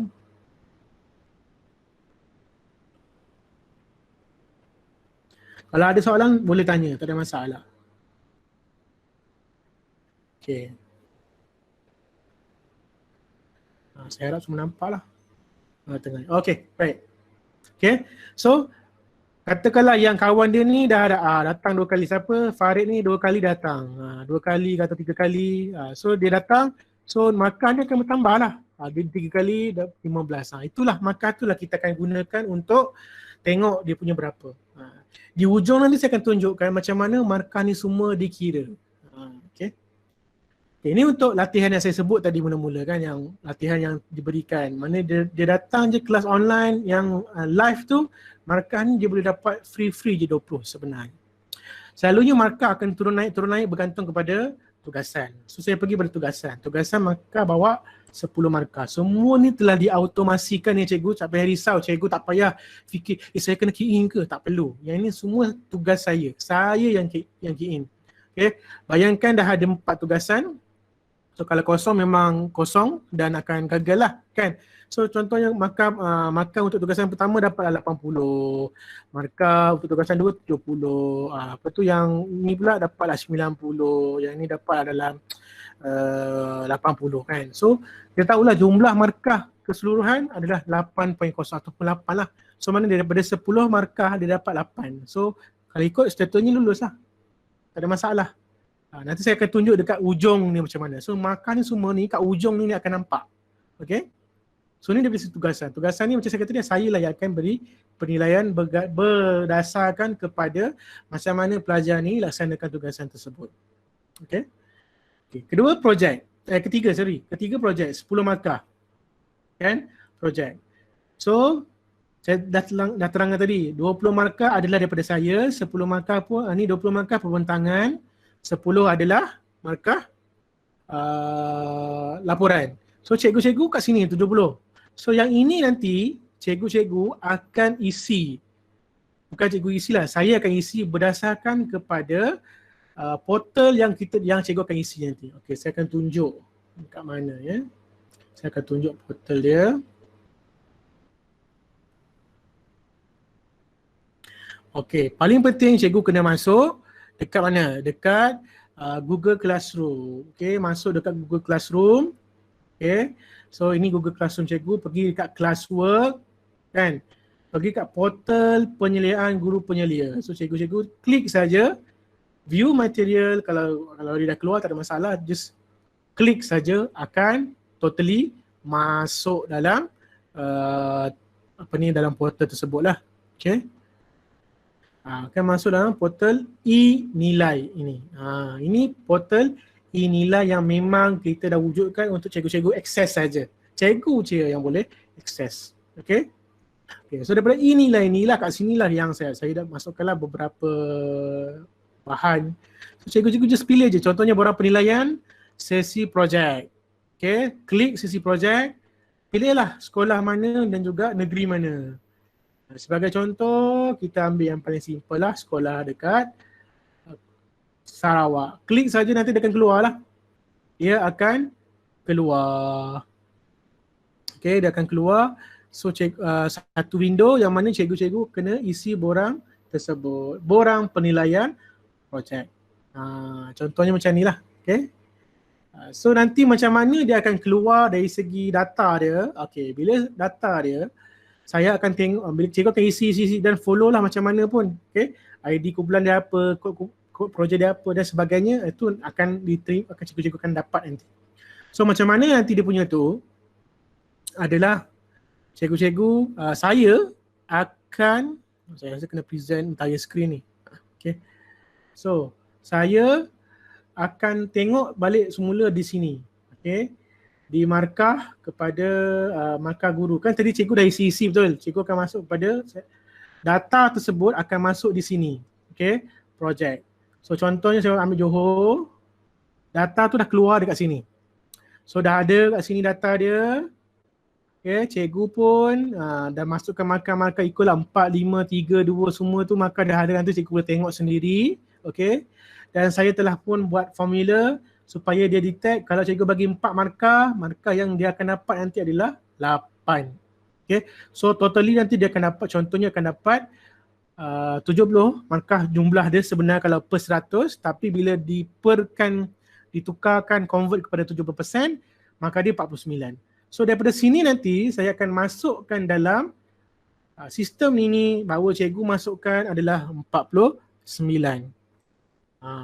So saya pula contohnya mungkin dia dapat 15. Okay. Markah 10 ni pula dia dapat dalam 8. Okay. So markah jumlah dia adalah 7.2 skor dia. Jelas tak cikgu-cikgu? Jelas tak? Okay, saya harap jelas lah. So nampak kat sini kan skor dia. So markah sini semuanya adalah berdasarkan kepada cikgu isi tadi. Portal tadi cikgu isi kan, cikgu isi macam tadi saya kata contohnya Johor kan. Johor, cikgu isi, kita buka, cikgu isi contohnya. Okey, kita buatlah contoh buat satu kan. GBK 123. Okey, nama sekolah, bayangkanlah nama sekolah cikgu, betul cikgu nilai. Okey, saya lupa nak maklum. Bila nak menilai projek, cikgu akan menilai secara individu walaupun mereka buat secara kumpulan. Maksudnya apa? Memang mereka buat dalam kumpulan tetapi penilaian memang dibuat secara individu sebab kita nak bagi markah kepada mereka. Okay? So kalau cikgu-cikgu kata kalau kita nak buat markah setiap orang tu sama, tak ada masalah, terpulang. Okay? Tapi itu saya kata bila kita dapat laporan rupanya ada student kita, ada peserta kita ni ada yang jenis yang parasit, tak buat kerja, tak bagi kerja sama. Sebab tu penilaian terpaksa dibuat secara individu. Okay, walaupun tajuk sama, kod sama, semua sama, kumpulan sama. Sebab kita yang, sebab tu saya kata markah ni cikgu yang bagi. So mana cikgu boleh tahulah memang budak ni memang tak boleh bagi kerja sama lah. Dia memang banyak lepas tangan. So kat sinilah kita nak bagi penilaian. So ID kita contoh PRS bongsu 1, 2, 3 juga kan. So tadi penilaian buat contohnya macam ni. So tutorial ni saya akan bagi nanti macam mana nak buat tu. Ni sekadar nak tunjuk je. ID kumpulan ni sebelum kita belum decide lagi. Contoh ID kumpulan adalah bongsu 1. Kan ni memang untuk yang kumpulan 1. Kod projek mungkin berdasarkan kepada tema. Mungkin tema dia A, B, 111 contoh. Okay. So nama projek adalah teori. Ni contoh teori counselling. Contoh. Okay. So buatlah next. Okay. So sini isi lah macam tadi. Cikgu bagi dia 4 lah. Dia tengok okey, tak ada masalah. 4. Ataupun cikgu tengok macam dia ni tak bagus lah. Memang tak bagi sama semuanya. Main cincai aje. Kandungan pun macam ni semua. Cikgu pun bagi dia dalam 1 atau 2 je markah. Kan. So membagi je. Kalau cikgu nak komen lah macam PRS tidak menunjukkan ciri PRS yang baik. Contoh lah kan nak komen. Okay, baik, atas ulang. Ulanglah. Okay, so nanti saya akan buka dekat sini. Dah keluar kan? Dah keluar. So dia automatik dah nilai. So budak ni hanya dapat 23.8% je daripada cikgu. So nanti saya akan masuk kat sini 23.8 je, 23.8% daripada cikgu. Macam itulah. Dia akan auto genap lah. Adakan auto tu. So saya pun mungkin masa tu macam tak puas hati juga pembentangan kumpulan pun. Mungkin pembentangan kumpulan ni bagus. Saya bagi 20%. Okay. Dia punya laporan pun saya bagi 10. Tapi oleh kerana markah cikgu bagi tu kurang, so dia dapat 5.4% je. Kan, kalau ikut macam dia seolah-olah gagal lah. Macam tu kan. Tapi dia tak gagal lah. Cuma dia tak bagus. Macam tu. Dia punya tu kurang bagus. So nampaklah kat situ penilaian dia macam mana. So itu yang saya akan buat. So benda tu cikgu tak boleh buat. Yang cikgu akan nampak nanti di hujung nanti saya akan tunjuk. Macam tu. Okay. So itu yang saya nak tunjuk lah. Okay. So dari segi projek. Okay. Ujian akhir ni pun sama. Ni ujian pun nanti sekadar tu lah. Kalau dapat 80 dia akan dapat 8 markah lah. Kalau dia dapat markah dalam 100 dia akan dapat 100 lah markah. 10. So ada tanya. Ini mudah saja, tak ada masalah. Markah GBK. Ini untuk penilaian personality tadi. Okay. Penilaian personality tadi. Mana tadi? Okay. Penilaian personality. Saya kata tadi lah. Kalau tadi cikgu isi semua tadi kan. Yang 10 perkara tadi. Kalau cikgu isi. Saya tunjuk kat mana? Dekat sini. Okay. Personality. Pilih personality ni. Okay. Cikgu pun nak buat mana dulu? Johor jugalah. Senang kan. Sebab saya dah setting Johor dulu sebenarnya. So cikgu buatlah ID dia semua. Apa isilah penilaian ni. Dia akan keluar dalam database ni nanti. Okay, database sesi personality. Okay, keluar. So saya akan dapat dia punya detail macam ni. Okay. Sama juga, okay. Cikgu tak payah risau pasal benda-benda ni sebab saya akan bagi semua. Okay. Cikgu bagi 3, 4, 5, 6, mungkin dia kurang bagus kan. So markah dia memang akan keluar macam ni. Okay. 68 saja untuk sesi yang satu. So ini sesi satu lah. So kita nampak lah personality, yes, ini personality bukan sesi. So kita bagi markah untuk dia adalah 68. So nanti saya isi je kat sini markah dia ialah silap, maaf. Saya akan copy saja markah-markah ni. Okay, yang ini saya akan copy. Okay, nanti saya akan ubah dalam bentuk ni projek, maaf, tutup ni. So saya akan ubah dia masuk ke dalam sini. Dalam bentuk puluhan lah, sebab sekarang ni markah dia dalam bentuk ni je.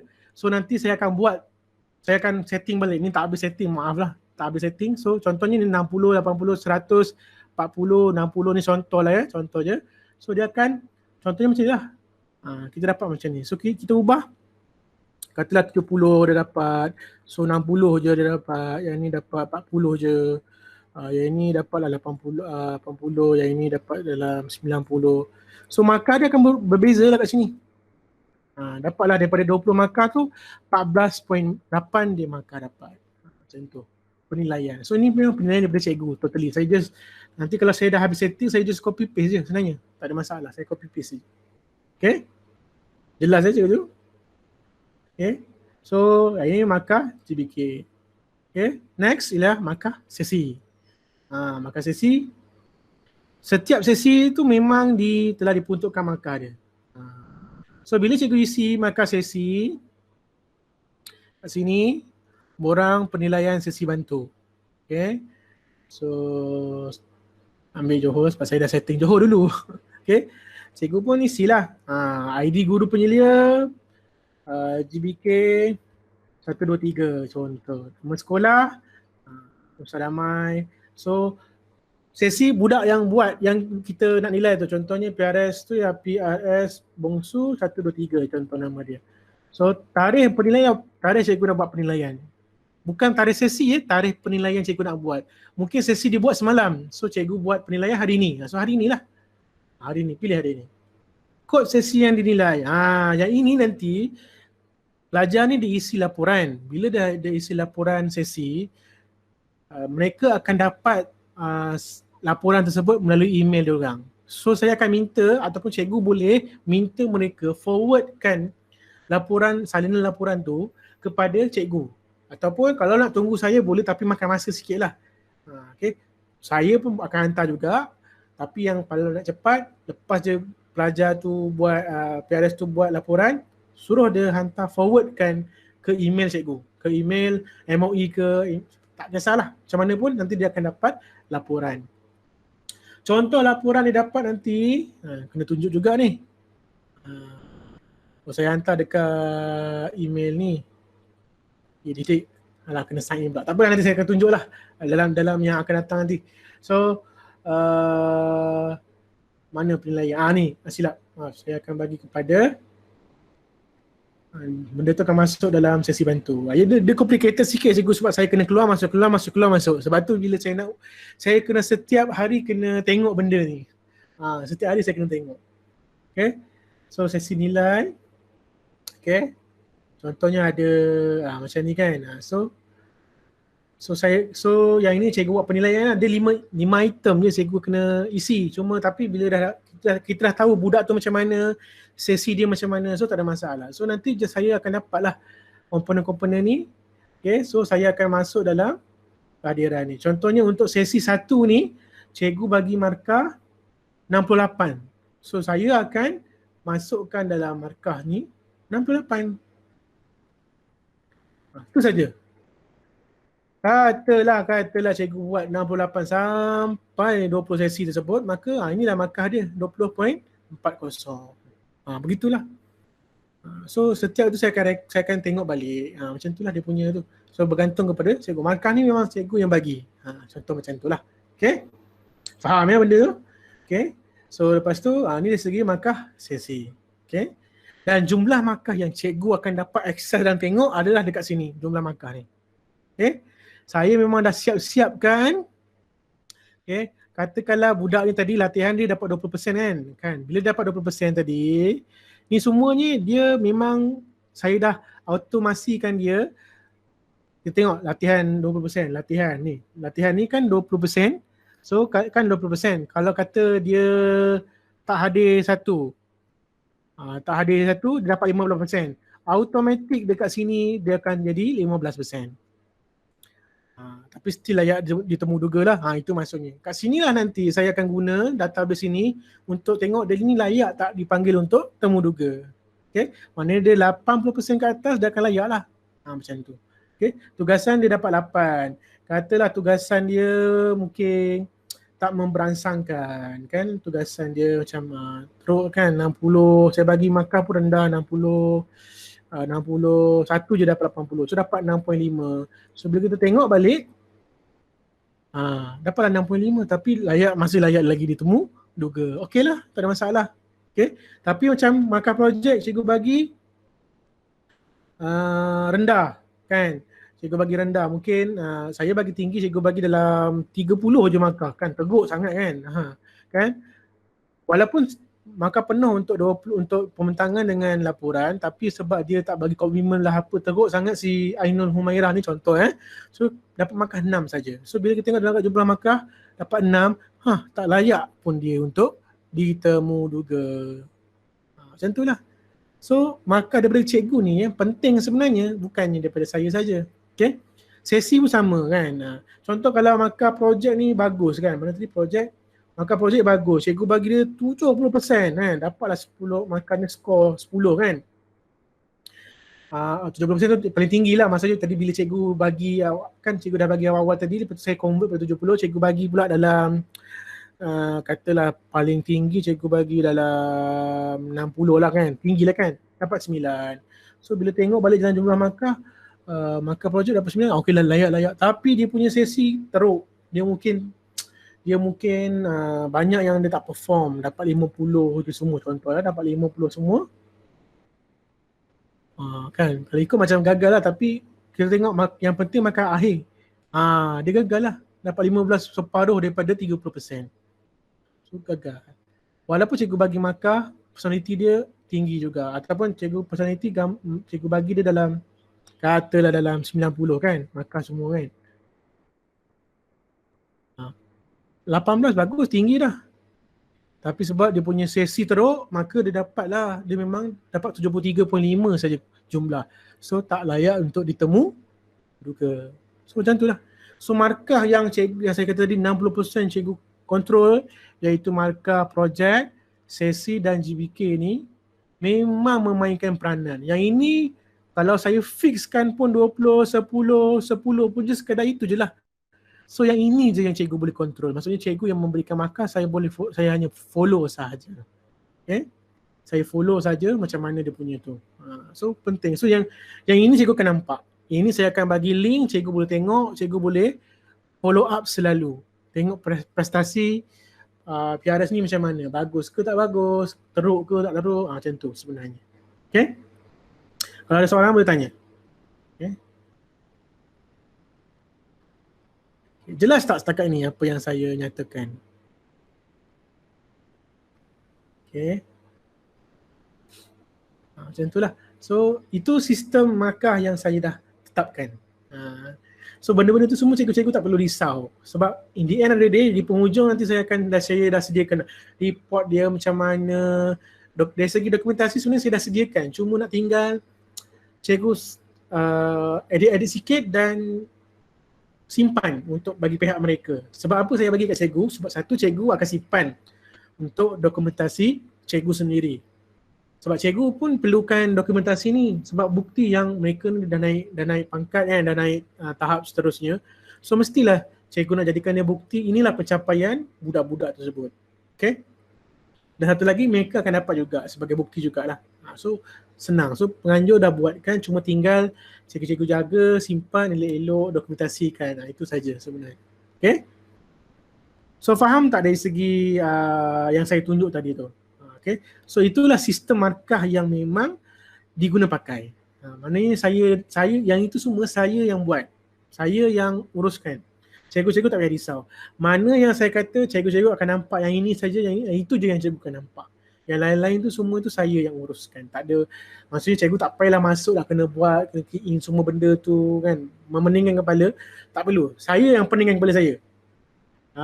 Tinggal saya minta kerjasama cikgu-cikgu. Bila saya kata cikgu-cikgu tolonglah isi portal dan key in markah, tolong isi.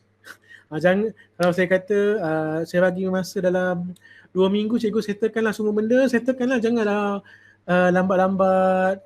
Kita semua ada tugas, kita semua ada tanggungjawab, ada banyak kerja. So permudahkan saya, so saya akan permudahkan cikgu di akhirnya. Macam itulah, itu yang saya minta. Kan? So cikgu-cikgu tak payah nak pening-pening kepala, biar saya pening kepala. Kan? Nanti banyaklah beban. So sekarang ni bulan 6, masih lagi hitam rambut saya.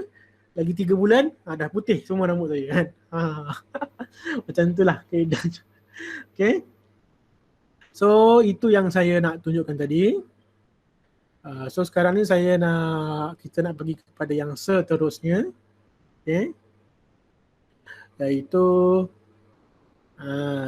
tadi kita dah pergi kepada paparan kan. So kita pergi pula kepada yang seterusnya, itu portal. Okay, sebenarnya tadi saya tunjuk sikit-sikit dah, tapi cikgu-cikgu kena tahulah, okay, macam mana nak isi portal tersebut. Okay, so mudah saja bila kita nak masuk portal tu. So cikgu-cikgu kena masuk dalam Google Classroom dulu. Okay, masuk dalam Google Classroom. Okay, so sorry, ni Google Classroom kita tadi saya tunjuk tadi kan. Yang mula-mula bila masuk cikgu akan masuk kat sini dulu. After that, cikgu pergi kat classwork, pilih portal penyeliaan dan masuklah, sign in. Masuk kat sini. Link yang saya dah bagi tu. So cikgu akan keluar. So cikgu akan keluarlah benda-benda ni. Sini. Dia akan keluar sini lah. Cikgu akan berada dekat sini. Dekat sini, kalau kat telefon pun sama juga. Masuk je dan klik, dia akan keluar dalam window baru. So kat sini cikgu buatlah kerja-kerja yang diperlukan. Sesi bantu ke. Kan? Kalau sesi bantu, pilih mana yang ada, keluarlah. Keluar. So isi, settle. Okay. Lepas tu cikgu nak isi pula projek. Penilaian projek. Bukalah. Klik. Lepas tu isi. Tengok sekolah sama betul tak? Betul. Hantar. Settle. Okay. Lepas tu pergi kepada personality PRS. Okay. Personality PRS ni, saya syorkan cikgu buat penilaian pada nak dekat penghujung bengkel. Jangan awal-awal ni. Sebab awal-awal ni kalau cikgu buat awal-awal, mungkin yalah budak-budak ni tak tunjuk lagi komitmen dia orang macam mana. Buat dalam contohnya kalau dah dekat 6 bulan ke, ataupun seleloknya bila pelajar tersebut dah dipanggil untuk ujian akhir, baru cikgu buat. Barulah cikgu isi. Barulah cikgu akan klik. Lepas tu isi lah semua ni. Bagi penilaian. Untuk penilaian personality saja. Yang lain tu secara berterusan lah. Okay. So portal ni digunakan untuk penilaian cikgu-cikgu. Okay. So saya harap jelaslah benda tu. So saya tak payah tunjuk panjang-panjang sebab saya rasa cikgu-cikgu memang dah tengok tadi kan. Dan memang dah faham. Itulah portal dia. So portal tu memang dah ada dalam Google Classroom. Masuk saja dan isilah mengikut apa yang dikehendaki oleh cikgu-cikgu. So mudah. So nanti data-data tu saya akan dapat. Saya memang akan dapat data. Data mentah tu saya dapat. So saya proses dan saya akan masukkan dalam sistem pemarkahan yang saya dah buat tadi, dah saya tunjuk tadi. Okay. Lagi apa? Okay. Kita boleh habis pukul 5 insyaAllah, jangan risau. Okay. Saya rasa jelas. Ada soalan tak setakat ni? Tak ada ya? Cikgu Hasnan? Ya. Katakanlah salah seorang PRS, dia ni tak dapat masuk bagi sesuatu perjumpaan, katakanlah perjumpaan kali kedua tu dia tak dapat hadir. Dan dia ni menonton YouTube yang dimuat naikkan. So boleh tak kita ni bagi markah kehadiran?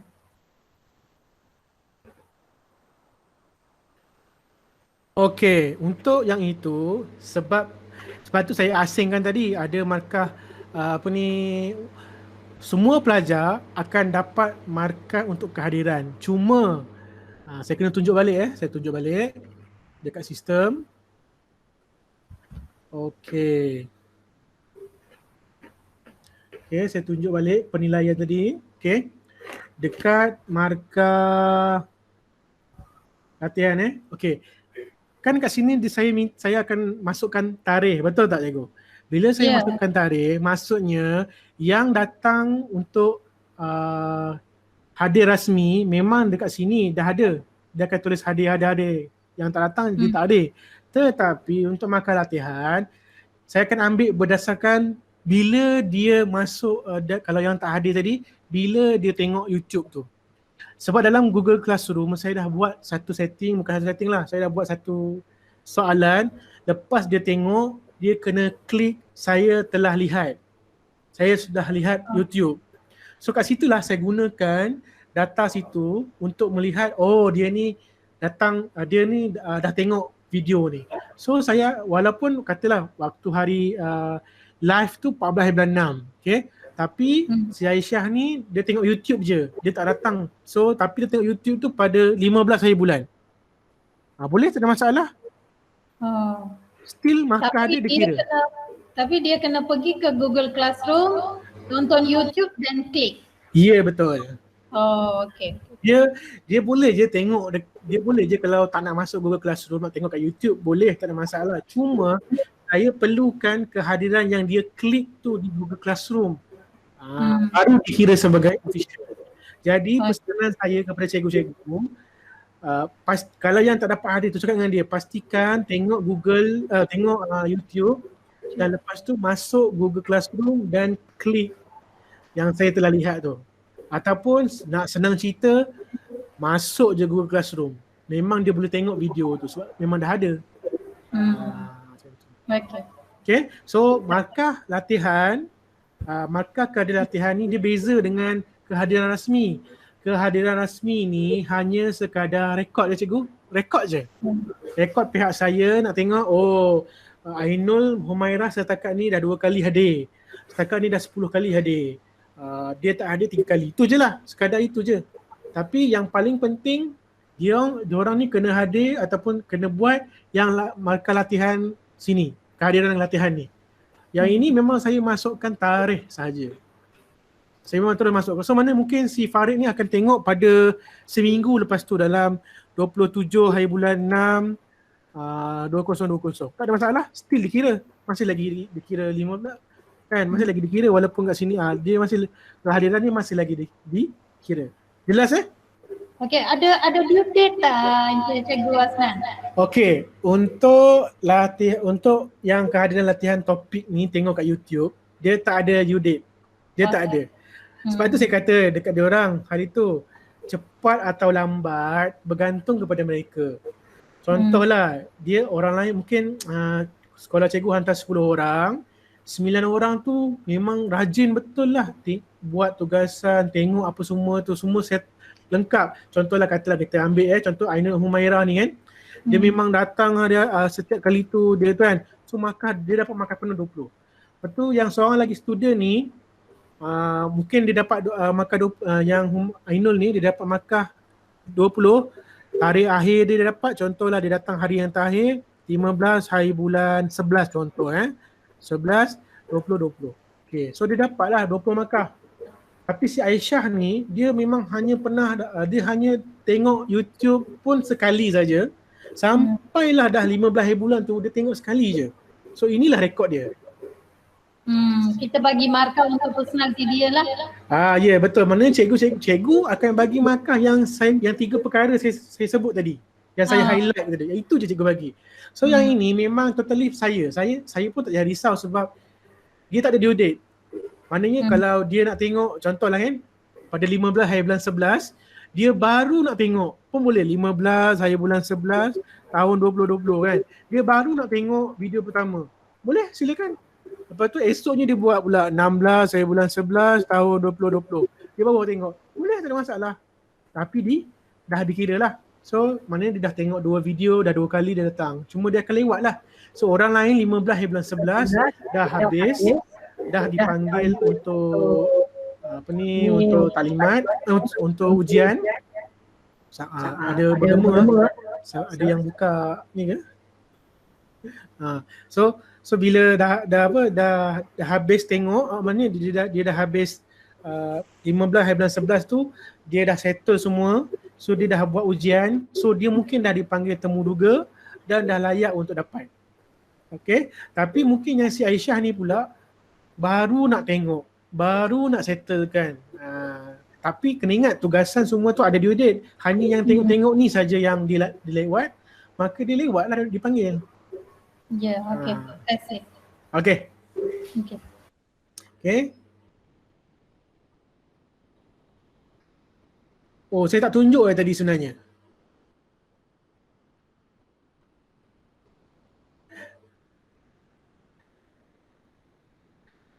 Tadi nampak tak yang saya punya tu? Nampak tak? Ke tak nampak sebenarnya?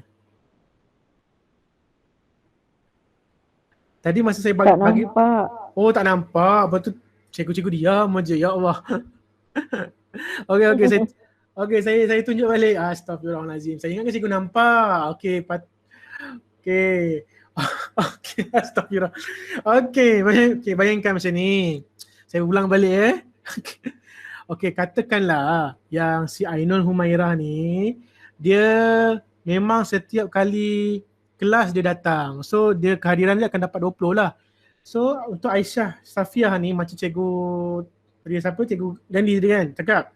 Dia mungkin tak dapat datang live tapi dia tengok YouTube. So bila tengok YouTube dia hanya sekadar tengok je lah. Tengok tapi kehadirannya bila saya masuk dalam Google Classroom, saya dah bagi yang kena tik kehadiran tersebut. Saya akan tengok rekod, oh dia dah tengok. Pada bila dia tengok, okey saya tahulah. So saya akan masukkan dalam rekod tersebut. So contohnya dia tengok pada 11 hari bulan 7 kan. Dia lewat sikit. So rekod tu masuk lah. Rekod tu masuk. Cuma dia berbeza dengan kawan-kawan dia lain. Mungkin kawan-kawan dia lain ikut turutan tapi dia lewat. Ataupun dia jenis yang mungkin dia masalah teruk sangat kot, susah sangat. Kawan-kawan ni pada 15 hari bulan 11 dah habis dah. Dah panggil interview, dah panggil semua, dah lulus, dah dapat, mungkin dah ditauliahkan contohnya. Dia baru nak tengok 15 hari bulan 11 2020 baru dia nak tengok video pertama ataupun baru nak masuk topik pertama. So dia markahnya masih lagi dikira, cuma dia lewat lah. So orang lain 15 hari bulan 11 dah settle semua, dah dipanggil interview tapi dia baru nak mula. Macam tu. Itu yang membezakan antara kedua-dua tu lah sebenarnya. Jelas saya ingatkan cikgu-cikgu nampak Allah. Saya ingat, saya jenuh menerangkan tadi. Okey. So nampak kan dari segi markah punya tu sebenarnya lah. Okey. Okay, so kalau ada soalan lagi boleh, tak ada masalah.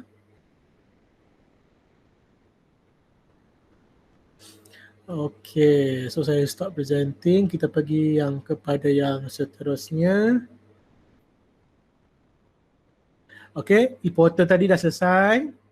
So kita pergi yang terakhir, iaitu takvim guru penyelia lah. Ini hanya sekadar takvim ya cikgu-cikgu. Bila sebut takvim maknanya mungkin ada yang kita buat, ada yang kita tak buat, ada yang mungkin luar daripada apa kita cadangan ni kita buat. Macam tu lah. Okay. So takvim ni sekadar cadangan yang saya rasa mungkin berbaloi untuk kita buat lah. Okay. Okay, pertamanya webinar seperti hari ni kita akan buat secara berkala. Mungkin tajuk yang seterusnya pun mungkin banyak tajuk lagi lah. Okay. Pengurusan rekod, latihan, Google Classroom, projek, pembangunan sistem dan macam-macam lagi lah yang kita rasa ada keperluan. So kita akan buat lebih banyak lagi untuk kebaikan cikgu-cikgu. So maknanya tak adalah nanti cikgu-cikgu rasa macam bila join program ni macam tak ada benefit je, macam tak ada apa-apa je kan. So kita bagi kat cikgu-cikgu nilai tambah yang banyak sebenarnya. Okay. So lepas tu kalau kita, lepas tu kita akan cuba untuk ikhtiarkan buat sembang santai bersama dengan tokoh pilihan. Mungkin macam saya boleh buat panggil Cikgu Julia, Cikgu Haiza, Cikgu Hafiza, mungkin mereka akan buat perkongsian tentang amalan PRS terbaik ke, pengurusan PRS ke, amalan kaunseling terbaik ke, yang mereka pernah menang ke apa. So mereka boleh berkongsi sebagai nilai tambah pada kita. Kita pun tahu mungkin ada yang nak kongsi kajian tindakan ke, pengalaman menguruskan krisis ke, atau apa saja. Dan bila sebut perkongsian tokoh ni bukan hanya pada guru kaunseling saja. Mungkin saya panggil mana-mana tokoh, mungkin saya panggil presiden lembaga kaunselor ke contoh, ataupun profesor yang mana siapa-siapa ke, saya panggil trainer-trainer yang mungkin kata boleh bagi manfaat kepada kita, perkhidmatan kita ke, kan, mungkin pihak JPN sendiri nak bagi taklimat ke apa. So semua tu kita akan buat insya-Allah. So ia untuk kebaikan kita sebenarnya, kan, nak tambah ilmu. Kadang-kadang susah kat luar. So dengan cara macam inilah saya nampak boleh. Saya juga dalam perancangan setiap yang kita buat, contohnya macam sembang santai ke ataupun webinar ke yang ada kaitan dengan kaunseling, saya cuba untuk dapatkan markah CPD supaya kalau untuk guru kaunseling yang berdaftar ada lesen, mereka boleh tambah markah CPD, mata CPD masing-masing. Okey. Senang. Saya ada CPD, saya ada lesen, saya masih lagi hidup lah. Cikgu-cikgu semua lesen hidup lagi tak? Okay, kalau dah mati tu cepat-cepatlah renew balik. Tak susah pun. Okay. Mungkin saya boleh buat satu orang kata sembang santai ataupun webinar macam mana nak laksanakan CPD, nak isi CPD, kan, supaya boleh dapat markah untuk renew lesen. Boleh, tak ada masalah, kan, benda-benda macam tu. Okay. Setuju. Saya setuju. Ya? Saya setuju macam dengan setuju. Okey. Saya dengar bunyi sepoi-sepoi bahasa aje. Okey. Okey, so antaranya lain kita mungkin akan cuba laksanakan penanda arasan secara maya. Dulu kita kalau nak buat penanda arasan mungkin kita kena pergi ke sekolah dan mungkin faktor jauh ke apa, kan. So mungkin selepas ni bila kita pun dah kembali ke sekolah, kita bolehlah buat penanda arasan secara maya. Maksudnya kita mungkin contohnya tak semesti sekolah-sekolah, mungkin sekolah-sekolah kita rasa memang berbaloi untuk kita buat penanda arasan. Kita mungkin pergi sekolah Cikgu Julia ke, sekolah Cikgu Haiza ke, Cikgu Hafiza ke, yang mana dia akan buat tour. Maksudnya dia mungkin akan tunjuk ini bilik kaunseling sekolah saya, ini sistem filing, semua tu. So kita boleh nampak secara maya, walaupun kita tak dapat nak datang, tapi sekurang-kurangnya kita boleh nampak lah macam mana susun atau bilik kaunseling macam mana. So macam tu, kan. So nampak interaktif lah juga, kan. So lepas tu kita ada pembentangan sikit daripada pihak sekolah, macam tu lah. Itu antara plan saya. Mungkin boleh jadi, mungkin tidak. Kita bergantung pada keadaan. Sebab saya nampak itu antara normal baru yang kita boleh buat sebenarnya. Kita boleh buat, dan kalau boleh dilaksanakan tak mustahil, kan. Selalunya orang kita ada kekangan dari segi costing, nak buat penanda arasan saya tak dapat, dia susah, dia nak follow pun tak boleh, kan, ada kekangan itu ini. So ini antara satu cara untuk kita buat. Okay. Yang keempat, yes, ada antaranya lah kajian tindakan. Okay. Kajian tindakan mungkin ada yang nak kata cikgu yang nak kongsi, tak ada masalah, boleh je. So yang keempat adalah PLC. PLC ni saya decide cara dia senang. Saya akan buat grup-grup kecil dalam 10 orang. Okay, tapi dia based on topik ataupun based on issue. Contohnya cikgu-cikgu kata, Cikgu Hasnan, saya tak faham lah macam mana nak buat, nak isi borang penilaian tersebut. Okay, bila cikgu kata macam tu, cikgu-cikgu lain pun kata, lah saya pun tak faham juga, tak boleh faham, saya pun tak faham, kurang faham apa. So nanti saya akan buatlah satu grup PLC. So grup PLC tu katalah 10, memang minimum 10 orang. Okay? Memang maksimum 10 orang, maaf. Maksimum 10 orang. So maksimum 10 orang tu kita akan buat satu hari, kita akan saya akan terangkan dengan lebih lanjut, saya akan ajar tutorial A to Z. So macam tu. So dia akan jadilah PLC. So saya boleh masukkan dalam data PLC. Okay? Tapi di bawah JPN lah. JPN Selangor, dan saya dah bincang dengan Cik Darul, tak ada masalah. Kita boleh buat benda tu. Okay? So nanti PLC tu saya cikgu-cikgu yang 10 orang ke 5 orang ke yang kita buat tu, kita jadi dia sebagai PLC. Saya mungkin jadi mentor dia, cikgu-cikgu jadi mentee, ataupun mungkin cikgu-cikgu lain mungkin nak kongsi perkara ke, saya jadi mentee, cikgu yang nak tunjuk tu jadi mentor. So inilah antara cara kita nak memperkuatkan, membudayakan PLC antara kita sebenarnya. bermula dengan kumpulan yang kecil macam ni lah. Kalau kita nak buat kumpulan besar tu mungkin susah kan. So kita buat dengan kumpulan kecil macam ni dulu sebenarnya. Okay? Boleh cikgu-cikgu? Ada soalan lagi setakat ni? Habis dah pun slide ni sebenarnya. So slide ni memang dah habis kalau ikutkan. So itulah dia antara perkongsian yang saya nak jelaskan. Boleh ke saya bagi tugasan kat cikgu ni? Tak payahlah kan tugasan. Saya nak minta tugasan pun yang mudah je, simple je, iaitu kalau cikgu sempat screenshot ke apa-apa, apa semua tu, cikgu mungkin boleh kongsi dekat Facebook masing-masing apa pandangan cikgu dengan bengkel ni dan apa yang mungkin cikgu rasa satu penambah baik, satu benda yang baru dalam hidup cikgu yang cikgu belajar daripada perkongsian ini. Macam mana? Macam benda ni orang kata boleh beri benefit tak pada orang lain ke hanya sekadar untuk diri cikgu saja? Macam mana nak menyebarluaskan? Macam itulah. Ini bukan paksaan ni. Kalau mungkin saya tahu ada cikgu-cikgu yang suka orang kata bila dia pergi kelas, dia belajar sesuatu je, dia akan suka share kepada rakan-rakan FB dia kan. So boleh, tak ada masalah. Persilakan supaya orang lebih benda ni boleh disebarluaskan dan mungkin boleh jadi perkara yang lebih besar lagi, insya-Allah, kita tahu. Okay. Saya hanya boleh doa mungkin program ini boleh jadi program kebangsaan, mungkin. Kita tak tahu kan. Kalau kata program ini boleh sampai ke tahap jadi kebangsaan, so tak mustahil. Cikgu-cikgu lah yang saya akan panggil bantu saya jadi jurulatih, jadi facilitator untuk memastikan program peringkat kebangsaan pula dapat dijalankan dengan baik. Macam itulah. So semuanya bergantung kepada kita juga. Kita jaga kita kan, hashtagnya kan. So macam itulah. So bukan tugasan pun, sekadar kalau ada yang nak sharing kepada kawan-kawan FB dia kan, apa yang dia dapat ke apa, so silakan, tak ada masalah. Macam itulah. Okay. Saya pun tak ada siapa nak ambil gambar saya sekarang ni kan. Kalau ada yang ambil gambar, itulah gambar yang diambil, itulah yang akan saya gunakan untuk update saya punya Instagram, Facebook, macam itulah. Okay. So cikgu-cikgu, saya ucapkan terima kasih banyak-banyak. Jangan keluar dulu, saya nak bagi cikgu-cikgu ni link untuk SPL KPM. Kejap, saya bagi link ni, kejap ya. Mana link tersebut? Saya mencari mana. Okey, dah siap dah.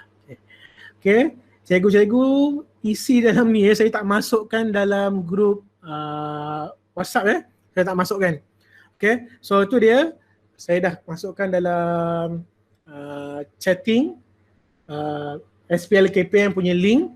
So saya akan kekal dalam 5 minit macam tu sebelum saya keluar. So cikgu-cikgu boleh isi, klik dan isi. Dan saya nak ucapkan ribuan terima kasih kepada semua guru-guru penyelia bengkel kerana atas kesudian untuk hadir pada hari ini.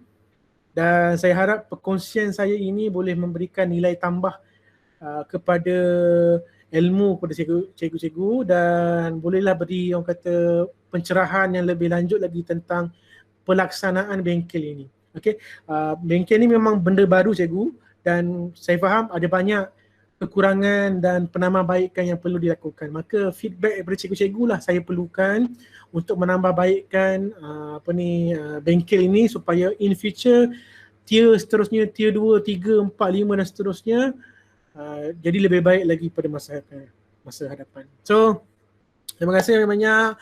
Ampun maaf kalau saya ada salah silap, yang baik itu daripada Allah SWT. Kalau yang ada kekurangan itu semuanya daripada kelemahan diri saya. Jangan lupa untuk klik SPL KPM tu ya, kalau tak nanti tak masuk rugi. Okay. Okay, itu sahaja daripada saya. Terima kasih banyak. Assalamualaikum warahmatullahi wabarakatuh. Jumpa lagi dalam slot seterusnya. Kalau ada apa-apa masalah, kita bincang dalam grup WhatsApp kita. Okay, itu saja. Assalamualaikum warahmatullahi wabarakatuh.